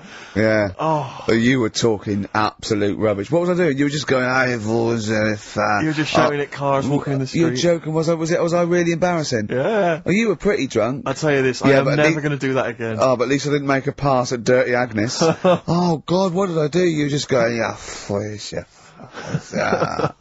Just love the idea they have normal little conversations and that. Okay. I imagine one of them going, I'm not coming out tonight, I've got no money. Nor have we yet. I'm just going to go and dance. Just go and dance outside McDonald's. Seriously, I only made 18p today. You know what, because I've always had a soft spot for the homeless. But do you remember that time I was walking over to yours once? And, see, there's the homeless people, there's those ones that they try to retain a certain dignity. They won't just come up and ask you for money. They'll come up and maybe try and start a conversation before introducing the fact. The fact that what you despise and annoys you is the thing they're trying to hold on to is a little bit of pride. I know. And what do you want them to do? Well, just be crushed in a skip, going, just give me some money, look at me. I just think come out and say it. You know, come out and say it, but don't try and fool me, because sometimes I feel like I've been tricked. I get annoyed because I feel like I didn't see you coming. You came out of left field, you know, I didn't know you were a tramp. I imagine the fact that they're bare-chested, apart from a blanket with their hand out, covered in sores, and no teeth is a clue that they're probably... Not really. This was one of those ones, you sometimes see them, the ones they're slightly older, and they've got a full suit on. They wear a complete suit, like a pinstripe suit or something, with maybe trainers, admittedly. Yeah. And I sometimes think to myself, you know, at what point in that moment before they finally left the house for the last time, did they think, well, I'm going to be homeless. I want to look good if I'm going to be homeless. I'm sleeping rough. But it does happen quickly. It sort of it can happen in a matter of days or weeks. Anyway, listen, I'm not begrudging the fact that he asked for money. That's fine. I just felt a little bit annoyed because I thought he was an ordinary person. Right. And he came up to me and he said to me... Go on. And he said to me, excuse me, mate, have you got the time? And I said, whatever, 3:10. And he went, have you got any money? And I knew then, I was annoyed. And it annoyed me because I thought... I should have known straight away. I mean, a homeless person, I sensed it straight away. Yeah. Excuse me if you got the time. I wanted to say to him, where have you got to be? Well, yeah. What appointments have you got? Well, no. Maybe he goes to work, he starts begging at 3 o'clock. Yeah, he asked all that day, he goes, what time? They go 3:45, or whatever. You know what I mean? Then he goes, oh, give us some money. It's 3 o'clock. Right. Maybe he has the mornings off. It might have been his day off. He was doing half day or, shift work. Yeah. He might, you know what I mean? You never know what shift they're on. But I just think when you see those people from shelter or from famine relief in the street, they've got to wear those little things over their clothes that say where they're from, or at least some kind of name tag. Yeah. So when you're stopped by them, you know what to expect. They've got a clipboard. I know. These homeless people who come out of there, they look like regular people. They come lurching out like zombies. You go, oh, you think that's an attractive woman? She's just come over. Oh no, look, she's got a dog on a piece of string. I know, yeah. I just think they've got to come out with it. They should just come out with it. Just be honest. Be proud. Those people with their things sometimes annoy me. Is where they stand right in the middle of the pavement. I have to zigzag. I have to cross the road 4 times to get through them. It's like playing Getaway on video, avoiding all these up and down Oxford Street. You have to really, they come out, worse when they recognise me. That's why I've got about 8 standing orders now where I've been caught. But I leave the house and it's just like people are trying to take my money from me. Between my house and the tube, there's just swarms of people trying to take my money from me at any cost. Carl's got his first little direct debit, haven't you? £5 a week or something, quite for a month. Yeah, I've joined something to help Africa out. I quizzed her for a bit. I mean, she came over and she was saying... He was talking to her for about 40 minutes. Yeah. Just making sure your money was going to the right place. Yeah, I was saying, why have I got to give you my bank details? This is the thing. And I was saying to her, I'm sure you'd make more money, right, if you just had a little thing that you put money in. I said, I want to help you out, right, but it's the fact I've got to give you bank details. And she's saying, no, this is the way we guarantee we make money. We can help places out because we could be out all day and we could only earn like 50p, whereas, we know that it's worth us standing around. Yeah. So I was like, well, fair enough. I said, so what's my money going to be doing then? And I think it's called care of the world or something. Yeah. And she's saying we're giving them money to buy hammers, and we're not just going to give them money to blow in and stuff. They've got to like work and they don't give them money. Well, what did you think of these people just like and these drought planes? Like it's a gift voucher for being you, so they have to buy a hammer. No, but They go with the buckets and go, oi, and they throw it up and they go, bundle! Yeah. she was making out anyway, right? That she was nice enough. She was selling it to me. She said, you know, we give them the tools, and they feel good because they're building up their own place and everything. And so fair enough, right? And now I've done that for 2 months. They've had a tenner off me already. I'm checking it, making sure they're not ripping me off and that. Yeah. If I ever go to Africa and I need a hammer, and there isn't one, Yeah. I'll be livid. You'd be livid. Because, you know, it is a lot of money. Sure. Every month, £5. Yeah. And, you know, you're talking about people hassling you and that in the street. I actually moved flat. The last flat I lived in, I moved from there because of the hassle. That Really? it was a high street, and you couldn't, like you were saying, you'd nip out for a loaf and spend about 40 quid. Yeah. just on people saying, give us the money for this. Samaritans, tramps, heart attacks, old people or whatever. It's like... So it ended up pushing me off that street. It was like, I can't handle this. It's getting crazy out there. They may as well have little stalls. Yeah. Hey, but listen, let's make the world a better place with a little bit of music. Oh, thanks Bit very of much. Bauhaus. Give generously, people. Come on.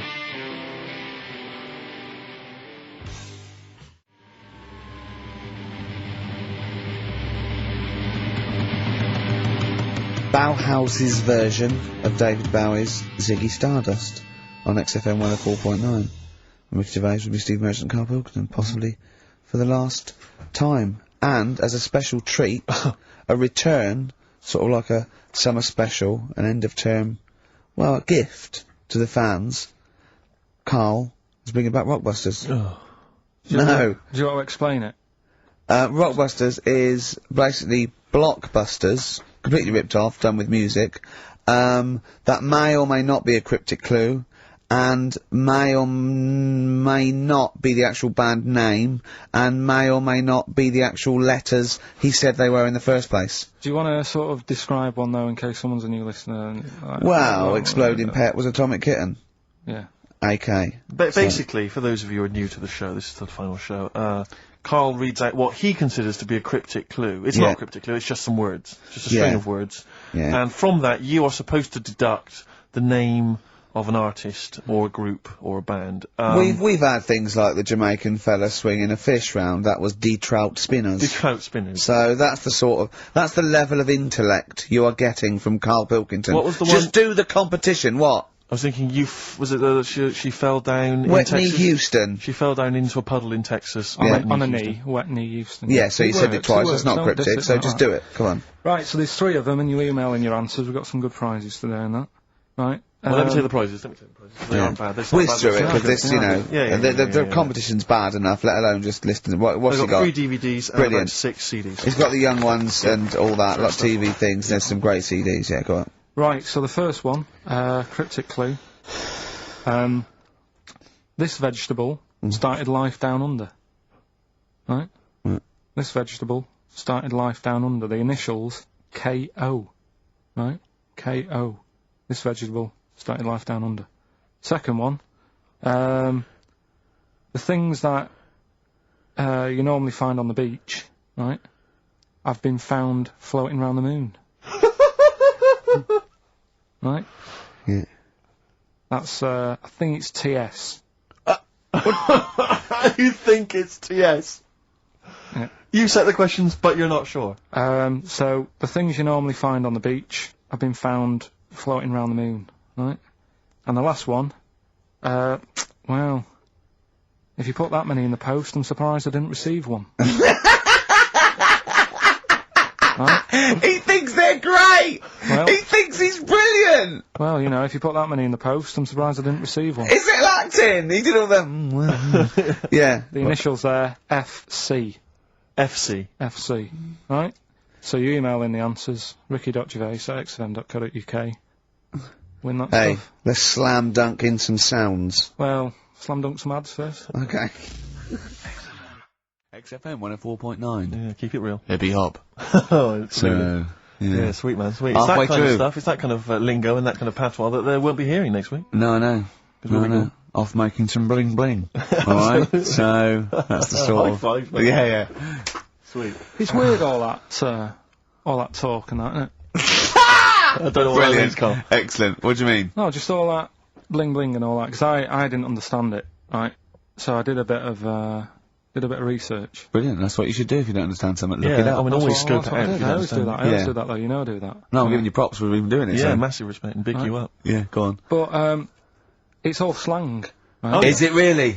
Is it really? So not it's not in the... really? That's odd. No, I don't remember it being in Romeo and Juliet, but then... So you didn't speak like that when you went to Oxbridge? What? Never mind. But no, I did a bit of research into it, right? Go on. And one of the things that they use Yeah. is I was out last night, did a 187. That's a murder. Yeah. But why use slang, right? Because apparently 187 is police slang. Yeah. Well, if you're Well, it's gonna, not slang, it's a code. well, don't use what the police know you're talking about. Yeah, I don't think they do it with police around. Do they not? Probably not. Carry on then. Yeah. Carry on. Yeah. I always remember the Cockney rhyming slang supposedly originated because, you know, East End villains or whatever would make up their own slang so that if they're overheard Yeah. in conversation, then they won't know what they're talking about. But just look it up in some kind of Cockney rhyming slang. Yeah, I like that idea. I go, okay, where is he? Where's Fingers? Wow, copper. I'm going to tell you this. He's up the apples and pears. Exactly. Well, I don't know what that means. I don't know Well, what that leave the house then. Yeah. If you don't know that he's hiding up the apples and pears, you might as well shoot off. Exactly. Well, I can't possibly figure that out, so I'll just have to shoot off. Yeah, where was he last seen? He was last seen with his trouble and strife. I know what that means. Well, you might as well shoot off then. Yeah, it's a perfect code. Of course, though, talking about Shakespeare invented 1,200 words. And slang gets in, so there are more and more words, and slang soon becomes, you know, the norm. There's no not real words and real words, you know, do you know what I mean? They're just as valid if they're common parlance, so they all become part of the, or they fade away and they're not used because they're a fad. Yeah, like waz up. Yeah. That's probably in the dictionary. That is, yeah, or soon to be. I was reading, was it a couple of years ago, You're Gonna Like This Not a Lot. Right. Got into the, it's so popular things got in there. Imagine that. Yeah. You're gonna like this, not a lot. Zig a Zig I think got in or something. Oh no, Girl Power got in. Right, Girl yeah, Power as a common phrase. I Yeah, like I was your... Sorry, go on. No, you have to, you mate. No, it's just that with the slang thing. Did I tell you I was trying to read that book about the governor? Oh, yes. And that was full of that, and it had a page on the front that you had to keep going to when, you know what I mean, when he used a bit of slang, you had to sort of go, right, I don't know what he means. Glossary. Right. Just nip back, have a look. I thought you meant, when you said there's a page at the front, I thought you meant the cover with his face on. I can't remember who I'm reading about. Oh, there he is. Is this the book that you nearly finished reading, but you realised all the pages were in the wrong order? Yeah. He bought a cheap book, right, at a second shop, started reading it, loving it, then he started reading about this bloke, and he went from jail to school, and then he looked at the page numbers and they were all out of order. How annoying is that? I mean, you never read books, do you? I never read one, right? And Suzanne, it was a weekend when we were going to Hastings because you two had done me head in, right? She said, I'm going to take you away so you relax and what have you. So, ended up not relaxing because it was like putting a jigsaw together. I'd started reading it on the train, thinking, loving this. It's a really interesting story about this fella who, you know, didn't have a great life as a kid, starts getting into a bit of crime, what have you, turns out to be the governor. But it wasn't as easy as that, because like you say, it was, started off at school, then he was in prison, and he's like, oh God, he started young. And then, next thing, he's like married, and he's like, hang on. He's like 12. And then he's had a heart attack. And then, like, but I just thought it was part of the thing because I read chapter 1 and then it did say chapter 12, but I thought, right, it's like that sort of done in that stylish way that everyone's doing. What kind of a biography starts Starts messing with the medium? I was born in the East End. Take one onion, add some, this is But it's the idea that an East End villain's going to write his autobiography, but think, I'm just going to play with the form a bit. I'm going to get quite postmodern with this. No, but... you know what I mean? Barely able to write, probably. Yeah, Oh, well, they you did it can say that about him, Steve. I wouldn't. I think he's an educated man. Go on, next, Carl. But, yeah, just because it was like 2 for a tenner, that shouldn't be like... Oh well, you know, you got a good offer, so... No, that's rare. I'm yeah. sure the bloke selling it did not know that the page was out of order. Let's face it, Carl, you read it and didn't realise. Yeah. So you I can't love really the fact blame that him. you got almost half the way through before you realised. I know, Yeah. but anyway, you know. Still, that'll teach you, and that's put you off books for life, hasn't it? Well, I don't like getting into books now. I just read snippets of information. Play record. Play record. No, I was just going to tell you about a bit of information that I was reading. Okay. And I can't... Will we play a No, record? no, I've got time for a bit of drivel before we play next tune. Well, I'd rather hear a tune and come back for drivel, because I think people are tuning in for drivel, so let's tease them. Okay. Let's have a record, then some absolute shite from Karl Pilkington. Excellent. Look forward to that.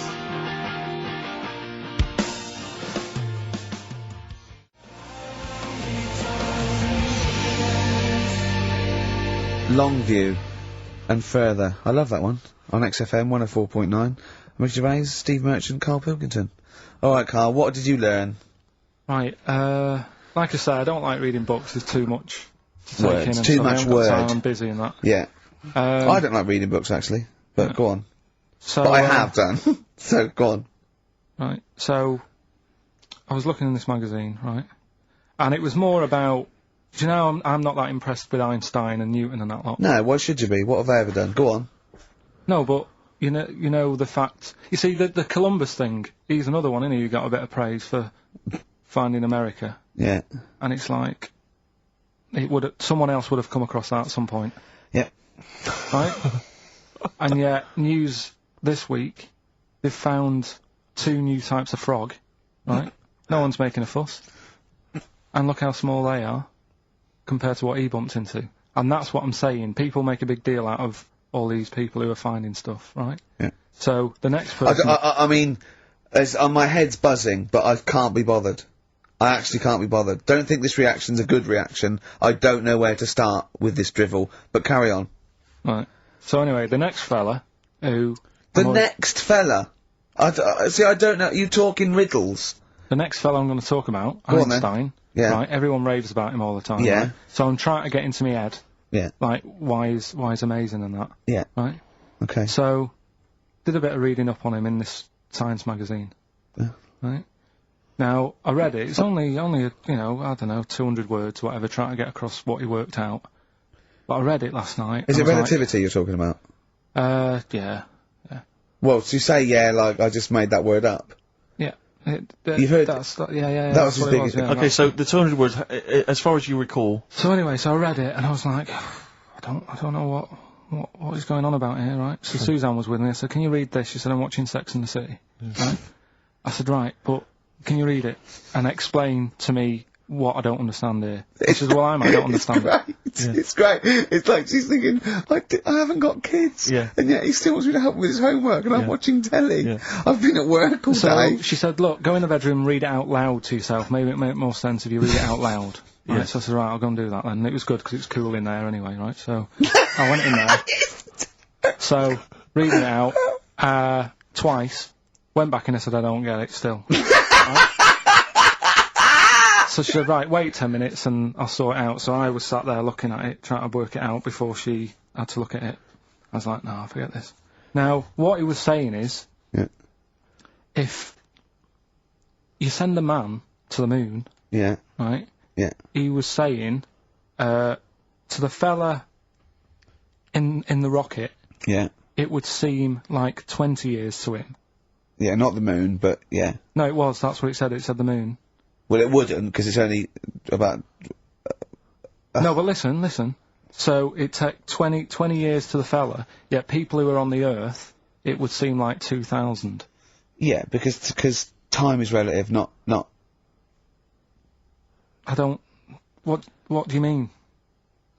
Right. Well, listen, the fact is that it's tending towards the speed of light where it really makes a difference. They've even done it with atomic clocks, where they've sent one up, even in Concorde, and it's like 0.01 of a second difference. What is the watch? Yes. Yeah, because greater speeds. But why does speed affect how a watch works? Right, I don't think this is a conversation... Because, look, speed is... Sorry, See stop! what I mean, though? Just See stop what for I a mean, moment. Steve? Right. See what I've done? I don't think this is a conversation to be had on a Saturday afternoon on a No, radio show. but I'm just saying, though. It's not me, is it? It is you. You went quiet, Steve. No, because... You're having problems Because there. I'm not going to be able to explain it to you. I will explain in to a you light, break. frothy way. It's speed equals basically velocity equals distance over time. When velocity doesn't change, and nor does distance, time has to. That's his theory. Yeah. Well, we just got What's your point then, then, Carl? What's your point? I'm just saying, Because you don't understand it's worthless. I was trying to explain to Newton that basically formulated the laws of the universe, the 3 laws of the universe. Even playing snooker, I'm trying to drop something. I was going, well, equal and opposite reaction and all these sort of stuff, right? And he was going, what did he do apart from the apple on his head with the gravity? And I went, well, what do you mean? And he went, well, why was it a problem? If we had been floating round, I'd have called him in. But since we're not, we don't need him. Yeah. That's what he said. Play a record. You're a buffoon. So there's these 2 new kinds of frogs, you say? You're joking. What? A monkey had a hat. The monkey had a bicycle.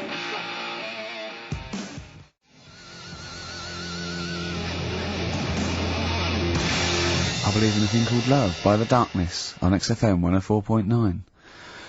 Last show. Possibly the last ever show. It's up to the K-Man. Little Pilky, Baldy Pilky, little whingy Dimmu Manco, as he's called his Latin name, Dimmus Mancoid. Alright, Carl? Alright? You're gonna miss this, aren't you? Nope. Good show, though? Enjoying the last show? Yeah, it's alright, and, I hope it gets better because, Telegraph are listening today. The Telegraph, the paper? Yeah. Why, are they? Why did you say that? Just, Jenny, the PR woman, said to me yesterday, she said, just, do some good topics and that, so you don't have to worry there. What they phoned up to say, hello, it's Telegraph here, we'll be listening tomorrow.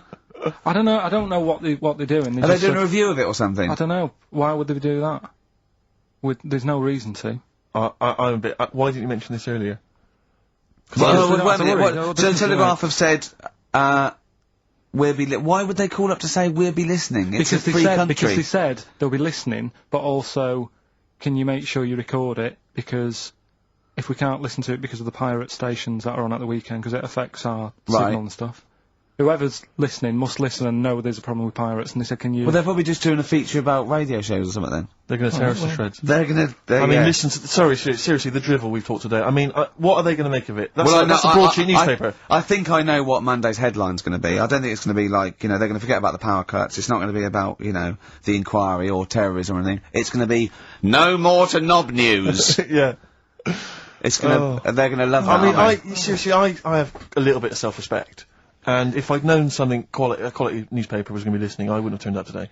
Because, I mean, I'm an award winner, and I'm a respected television writer, and I've, won awards, sort of classy. Don't worry, though. And don't worry. What have we talked about? Knobs. We've had the worst quiz on radio. Yeah. We've had you trying to explain relativity. You didn't even understand what that word meant. I don't think you recognise the word. You read that article. You read that article 4 times, twice out loud, where you could hear Sex and the City music, right? And yet that word might have been like a coincidence. You hadn't heard it before, so I don't know. Do you look between the lines? Do you actually look at the words? No, there's too many words, though. The Telegraph are going to love that because there's loads of words. The Telegraph have got loads of words. I mean, it's covered with words. Which way up do you hold the magazine when you read it? No, but there is too many words. I mean, the people, are they upside down? There's too many words. There is too many words in the world. Do you know what this one means, right? Go on. This is one I learnt the other day. I think it's, Antidoian. No, what does that mean? Old. Sorry, how do you spell it? Don't know. Of course you don't. Antidoian. No, I've never heard that word. It means old. But the annoying thing is, it takes longer to say, and it's the fact that if you. But where do you hear that word and in what context? And someone told me about it. I was talking to someone about long words and that because you mentioned something when we were out drinking, and I said to you, "Why did you say that then? What word does that mean?"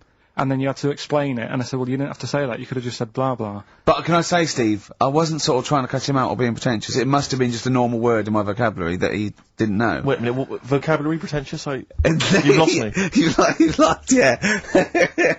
I'll tell you what. That you're scared by syllables. Yeah. No, it's just... I'll tell you what, though, I was going to do a feature about this. It's funny you should say it. I was going to do a feature. My next feature I'd written down is how good the Telegraph is, the newspaper. Yeah. It's bloody brilliant. I love it. Because it's informative, it's impartial, it's research good. I think it's a lovely layout. The photography is brilliant. Oh. Do you know what? I like the bloody font. I love the bloody font! Do you mind something else? I mean, you say it's sort of, I mean, if there's any bias at all, Oh no, there isn't because it's apolitical. But I bloody love the Tory party. I love. Wow, and let's not go into it. But I mean, I just like to tell you, I just like the journalism and the way size of the paper. I like the way they're fair. They'd never like you know, slag us off. No. But also, I think it's because they understand that.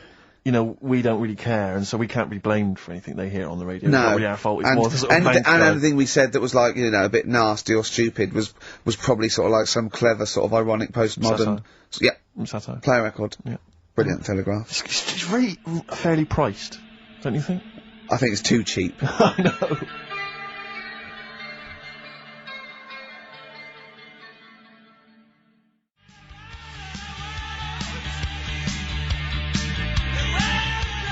The cult there, She Sells Sanctuary. On XFM 104.9, I'm Ricky Gervais with me, Stephen Merchant. Hello. And Karl Pilkington. Now, if the Telegraph are listening, and they're you know, whoever it is, they're writing their article, and they're coming up with sort of words like cheap, smutty, lowbrow. Yeah. In our defence, could I just say that we're pandering to our listenership? Yes. You know, I mean, this station. I mean, without exception, the people who work here, the executives, the DJs, are alcoholics, drug users, sex offenders. Check the register. You know, and we're trying to fit in with that for 2 hours a week. So we really have to sort of really bring it down. Seriously dumbing down. But if you want, we should do our stuff. We do our normals, like we talk about usually. Tits. Well, no. Yeah. Satire. Satire is what you mean, political satire. Social and political satire. Yeah. If you listen any other week, that's what you would have heard. Well, me and Steve are sort of like quite, you know, political animals and you know, Proust. Oh. I love him. Oh, I wish he'd resign as governor of France. Have you read Martin Amos's new novel? I love it. It's so brilliant. Lovely. Very long. Oh, politics though. I mean, what do you make of politics, Rick? I'm sorry, I was just planning on going to the English National Opera tonight to see brilliant Tartuffe. Yeah. Yeah. Well, politics is brilliant. It's my favourite thing. Say something satirical and comical about, say, John Prescott. Oh, he's got. Stop eating pies, Prescott. Oh, I wouldn't like to be him about now. So that's the sort of what stuff. do you make of George W. Bush? He's a bit stupid, isn't he? Well, that's the dangerous thing. He's the most powerful man in the world, and I just think I hope he thinks about stuff he does first. Oh, please. So that's sort of wise as well as comic. I thought of something about Bush as well. Go on. But it's about his name and a woman's fanny. Oh. So I was going to bring those two together. I think it's fine though. I don't think I think that's still quite highbrow because you've incorporated Bush. Which meaning the president. That means fanny as well.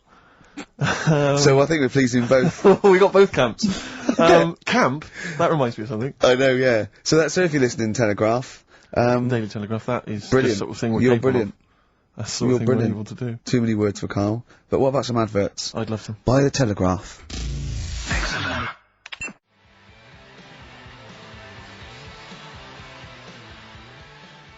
Black Rebel Motorcycle Club. Stop. On XFM 104.9. Well, if the Telegraph are listening, they'll be loving the music. Oh, that's great music. They've been loving Knob News. Coming up, Telegraph, just keep listening because Monkey News is coming up. And should we do the results of Rockbusters, the worst quiz? The best quiz. Best quiz. On radio. Do that shortly, although, probably you're thinking, Rick, isn't it time that we do our usual roundup of what's been happening in the news? Yeah. Which we always do every week. Yeah. We always do something, which is, I mean, basically, if you're listening and you're a new listener, say you work at a newspaper, we always try to be informative, just try and put stuff out there that just educates people, informs people. What are you thinking? Well, I said Monkey News is coming up, but what have you got? No, I was just looking on the net there and just found a couple of quite important news stories, probably worth mentioning. Policeman caught photographing. I don't know why it makes me laugh. It's just the phrasing, I suppose. It's the headline. Policeman caught photographing up woman's skirt. No, he wasn't up there taking a picture of Big Ben. No. He wasn't going, can I just sit up here? I'm just going to take a picture of that seagull over there. No. He was facing the camera up a woman's skirt. He was indeed. Right. A policeman in Japan is facing disciplinary measures after he was caught photographing up a woman's skirt with a hidden camera while on duty. The 42-year-old sergeant, who's not been named, used a digital camera to secretly snap the shots when the woman was reporting a stolen bicycle. So he was actually doing his proper job. He'd obviously thought to himself, I'll bring him a digital camera today. On the off chance a beautiful woman comes in to report a crime or robbery, I'll have it ready, I'll have it positioned, in such a way. But this is interesting. This is how he got caught. Okay?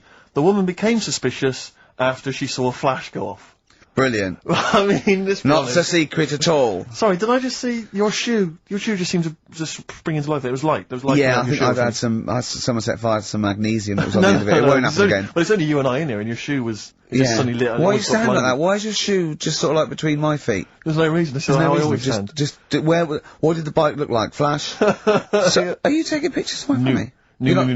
And no, I'm not. And you should be wearing knickers anyway. Well, how do you know that? What? How did you know I'm not? How did I know what? I'm not wearing any. I didn't know you. I don't know what you've got up there. Well, I don't know what it looks like, and there's no way I could. Of course, it would be roughly that conversation in Japanese. I know, yeah. You know, you just mentioned there about sort of no knickers and that. Is this going to be your Auntie Nora? No. Right. It's just, you know, like the last flat that I lived in, I always had a good view across the road and I could see, it was the hairy... There was the hairy Chinese kid. Not hairy Chinese kid, he was just a Chinese kid, actually. Yeah. Because that's rare, isn't it? Hairy Chinese kids, very rare, isn't it? Yeah. There's only one official sighting, isn't there? In one of those shit little magazines that you buy. Yeah, he was running around in his underpants. Sorry, you just swore ironically. I mean, I imagine if there's any newspapers listening, you did that because you're sort of jokey and... Yeah, go on, let's not swear. And there was the old woman who didn't move, she was just sat there reading the book all the time. Who we think possibly died and no one came round for weeks, But, and now I've moved, right? And it was quiet for a bit. I always look at what view I'm getting, right? Looks across and it was just sort of empty, sort of flats ready for people to move in and that, right? Anyway, people are in there now, right? And they've put all the furniture in, but I haven't put any curtains up. Oh. Right. So anyway, I'm sort of washing up, just having a look out the window. Yeah. Right. Girl sort of wandering about, with no knickers on. Right. With no knickers on? You mean naked? No knickers. Well, she had a bra on. Right, okay. But, she was probably looking for a knicker. So, I thought, oh. And I don't know how long I was looking. No. Right. But anyway, she looks across. Oh, God. I think she spotted me. Yeah. I think, oh, God. I felt really bad. Yeah. I said to Suzanne... Sorry, is this some sort of Peeping Tom confession while the Telegraph are listening? I've no idea. Well, it's not... That's the thing, though. Peepington. If I was peeping, she was peeping as well, because she was looking over. Works both ways, doesn't it? Yeah, but yeah, all she could see of you was your bald head. Yeah. No, but and your hands moving as you were washing up. And some white-looking substance rotting up. Particularly stubborn stain on this glass. Yeah. Oh, God. Imagine that. Imagine if she looked across. I'm assuming your sink is lower than the window. But didn't she just, like, just cover up or something? Or she looked back and go, oh, you're looking at my fanny? Well, the thing I did... What? I thought, oh, just sort of drop me boxer shorts. Cause I What? Thought, well, Suzanne said, what are you doing? What are you talking about? What are you talking about? No, just so they can see me cheeks of me. What are you talking about? No, because I thought, if she thinks I'm walking about in the nude as well, then we've both got something out of it. Carl! This sounds like a bad excuse in court. I know. This is... Or the plot of a film on Channel 5. I mean, this is like the doctor who got done, right, for exposing himself to a patient, and then painted that little thing, that you look down their throat pink. Yeah. And going, this is what they saw. yeah. No, so sorry, you were looking at a woman dancing around naked, right? So, the only thing you could do was immediately drop your boxer shorts. So she looked across, saw you fully clothed, saw you took your boxer shorts. No, she wouldn't have done, because it's sort of just the top half and the sink's at a side angle, so I was sort of looking out. So she wouldn't have seen your trousers then anyway? No, she did. I moved in front of the window. So you then made them... you actually climbed in front of the window. Oh, this is amazing! So you climbed in front of the window to show off it wasn't your naked obvious. lower half. Suzanne said, what are you doing? And I bet she did. What are you looking at? I sent you in here to clean What up. are you doing? I'm just taking my trousers down, standing over the window. Why? Because there's a naked woman across the road. What do you think I'm doing, Suzanne? I'm exposing myself while looking at some free funny. Leave it. What's up with you, Suzanne? Leave it then, leave it. Christ. Are we doing Rockbusters or what? Yeah. Oh, she sent you in there to read up on Einstein. She comes in and finds that. Oh, brilliant! Anyway. Wait a minute, can I just check? A final question. What did the woman across the way... What happened? What was her I reaction? didn't look again. I just thought you've seen a bit of action as well. We're both happy. Let's leave it. Brilliant. So were you waddling around like a penguin with your trousers around your ankles? I just was walking about, and Suzanne said, "What you doing?" I said, "I'll explain to you in a bit, but don't look out the window because then it's Excellent. obvious." Then he sees, she calls her husband to look at Karl walking around naked. He goes, "Oh, she's got a... Quick, Suzanne, get him out. There's only one with you can do. Get some more friends. They've gone one more." Anyway, Brilliant. Right, play a record and come back to Rockbusters. And Monkey News. We haven't got enough time. Do Rockbusters. Oh, God almighty.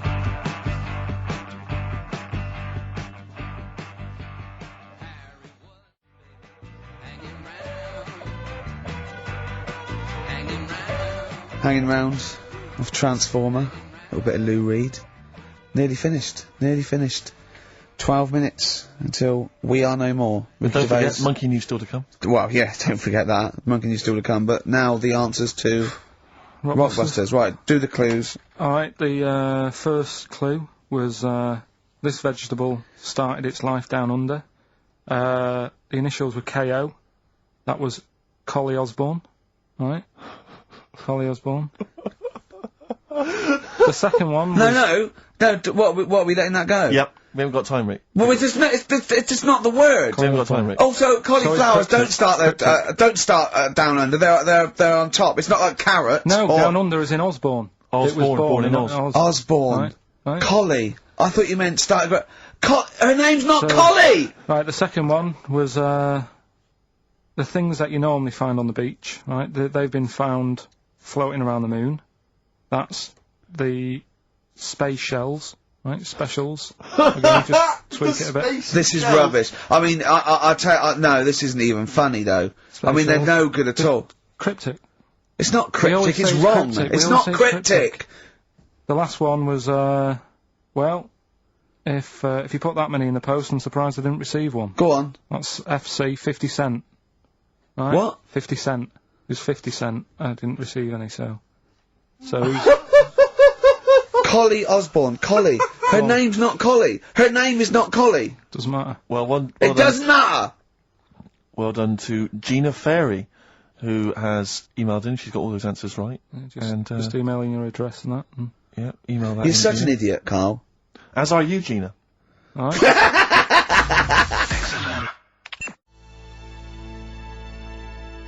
Loosen Your Hold by South. That's great. On XFM 104.9. Well, that's nearly it. Rick, can I just say thanks to everyone who's emailed in over the weeks and months we've been on, because obviously we're too lazy to even send them a response or a reply, but we do appreciate We the do fact that appreciate they- it. Same they get with in all the touch. letters and stuff that we can't. Yeah, people send stuff in all the time and they say they like the show or they don't, or they contribute little ideas and stuff, and we do read them and we do appreciate it. It's just that we, when you've got someone like Karl Pilkington in the studio, you just need to pick his brain constantly and you've got no real time for admin. But thank you for sending in all the nice letters and responses and stuff. Well, finally, we should let people know that next week, for the foreseeable future, it's Adam and Joe. Brilliant. Oh, brilliant. And they're standing in for us this time next week. Well, you say standing in, but possibly replacing full-time unless Karl Possibly. Pilkington decides to change his mind and come back. What do you think, Karl? You enjoyed today's show, I know. Yeah, it's been alright. Yeah, you tempted to come back when we finally return? Maybe a little rest to make you sort of like forget how annoying I am. No, Because because then it'll that just- is my secret weapon. Sometimes, because there's the thing that you can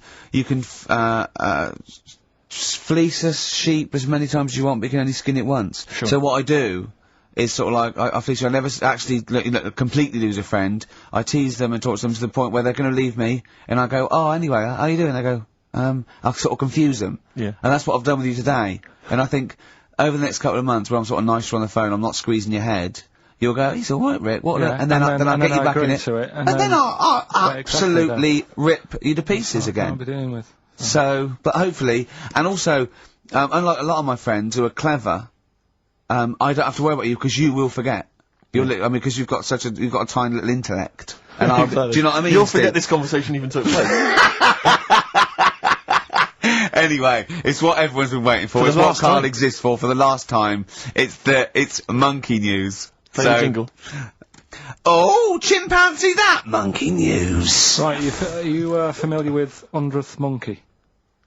Keep The what? talking. 100th Monkey? 100th. Yeah, like as in like, one more than 99. 100th. Yeah. The 100th monkey. Yeah, are you familiar with that? No. No. Anyway, thanks. That was Well, my we'll news. leave that Next then. week, Adam and Jeff. What do you mean you're going to leave that? Well, I thought it was a popular phrase or something. What, 100th monkey? Yeah. What do you mean a popular phrase? What, why? What? Because you're going to do songs of phrase with it next week. We've said it once before, 100th monkey. No, it's just, it says the expression 100th monkey. Well, And do it it says anyway. where it What's the comes from. story? Well, it's from the 1950s, right? And the way they got it because they were following some monkeys about, right? And they started Who was? Who was? journalists Oh, yeah, why? Oh, yeah.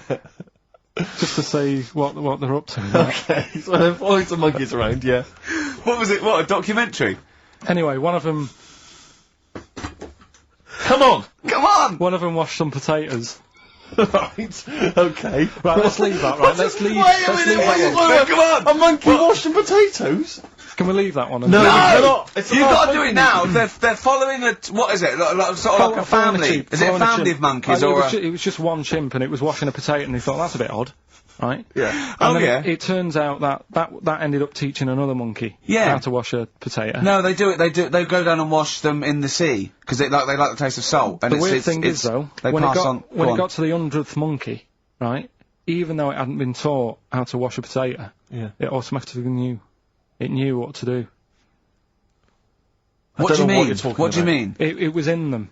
It was in them that they knew that when they get a potato, they had to wash it. That isn't the monkey news. I'm just saying that's where the expression comes from. But you haven't even heard of that. So Well, there's a couple of things there that it could be another upshot, and you know, an instinct is part of your genetics as anything else. Washing a potato. But you can't pass on acquired characteristics, so that's nonsense. If you mean that someone was taught they had a child and it knew it, there's no chemical memory as such. In That's what's some So of that those- wasn't even That's monkey what's news?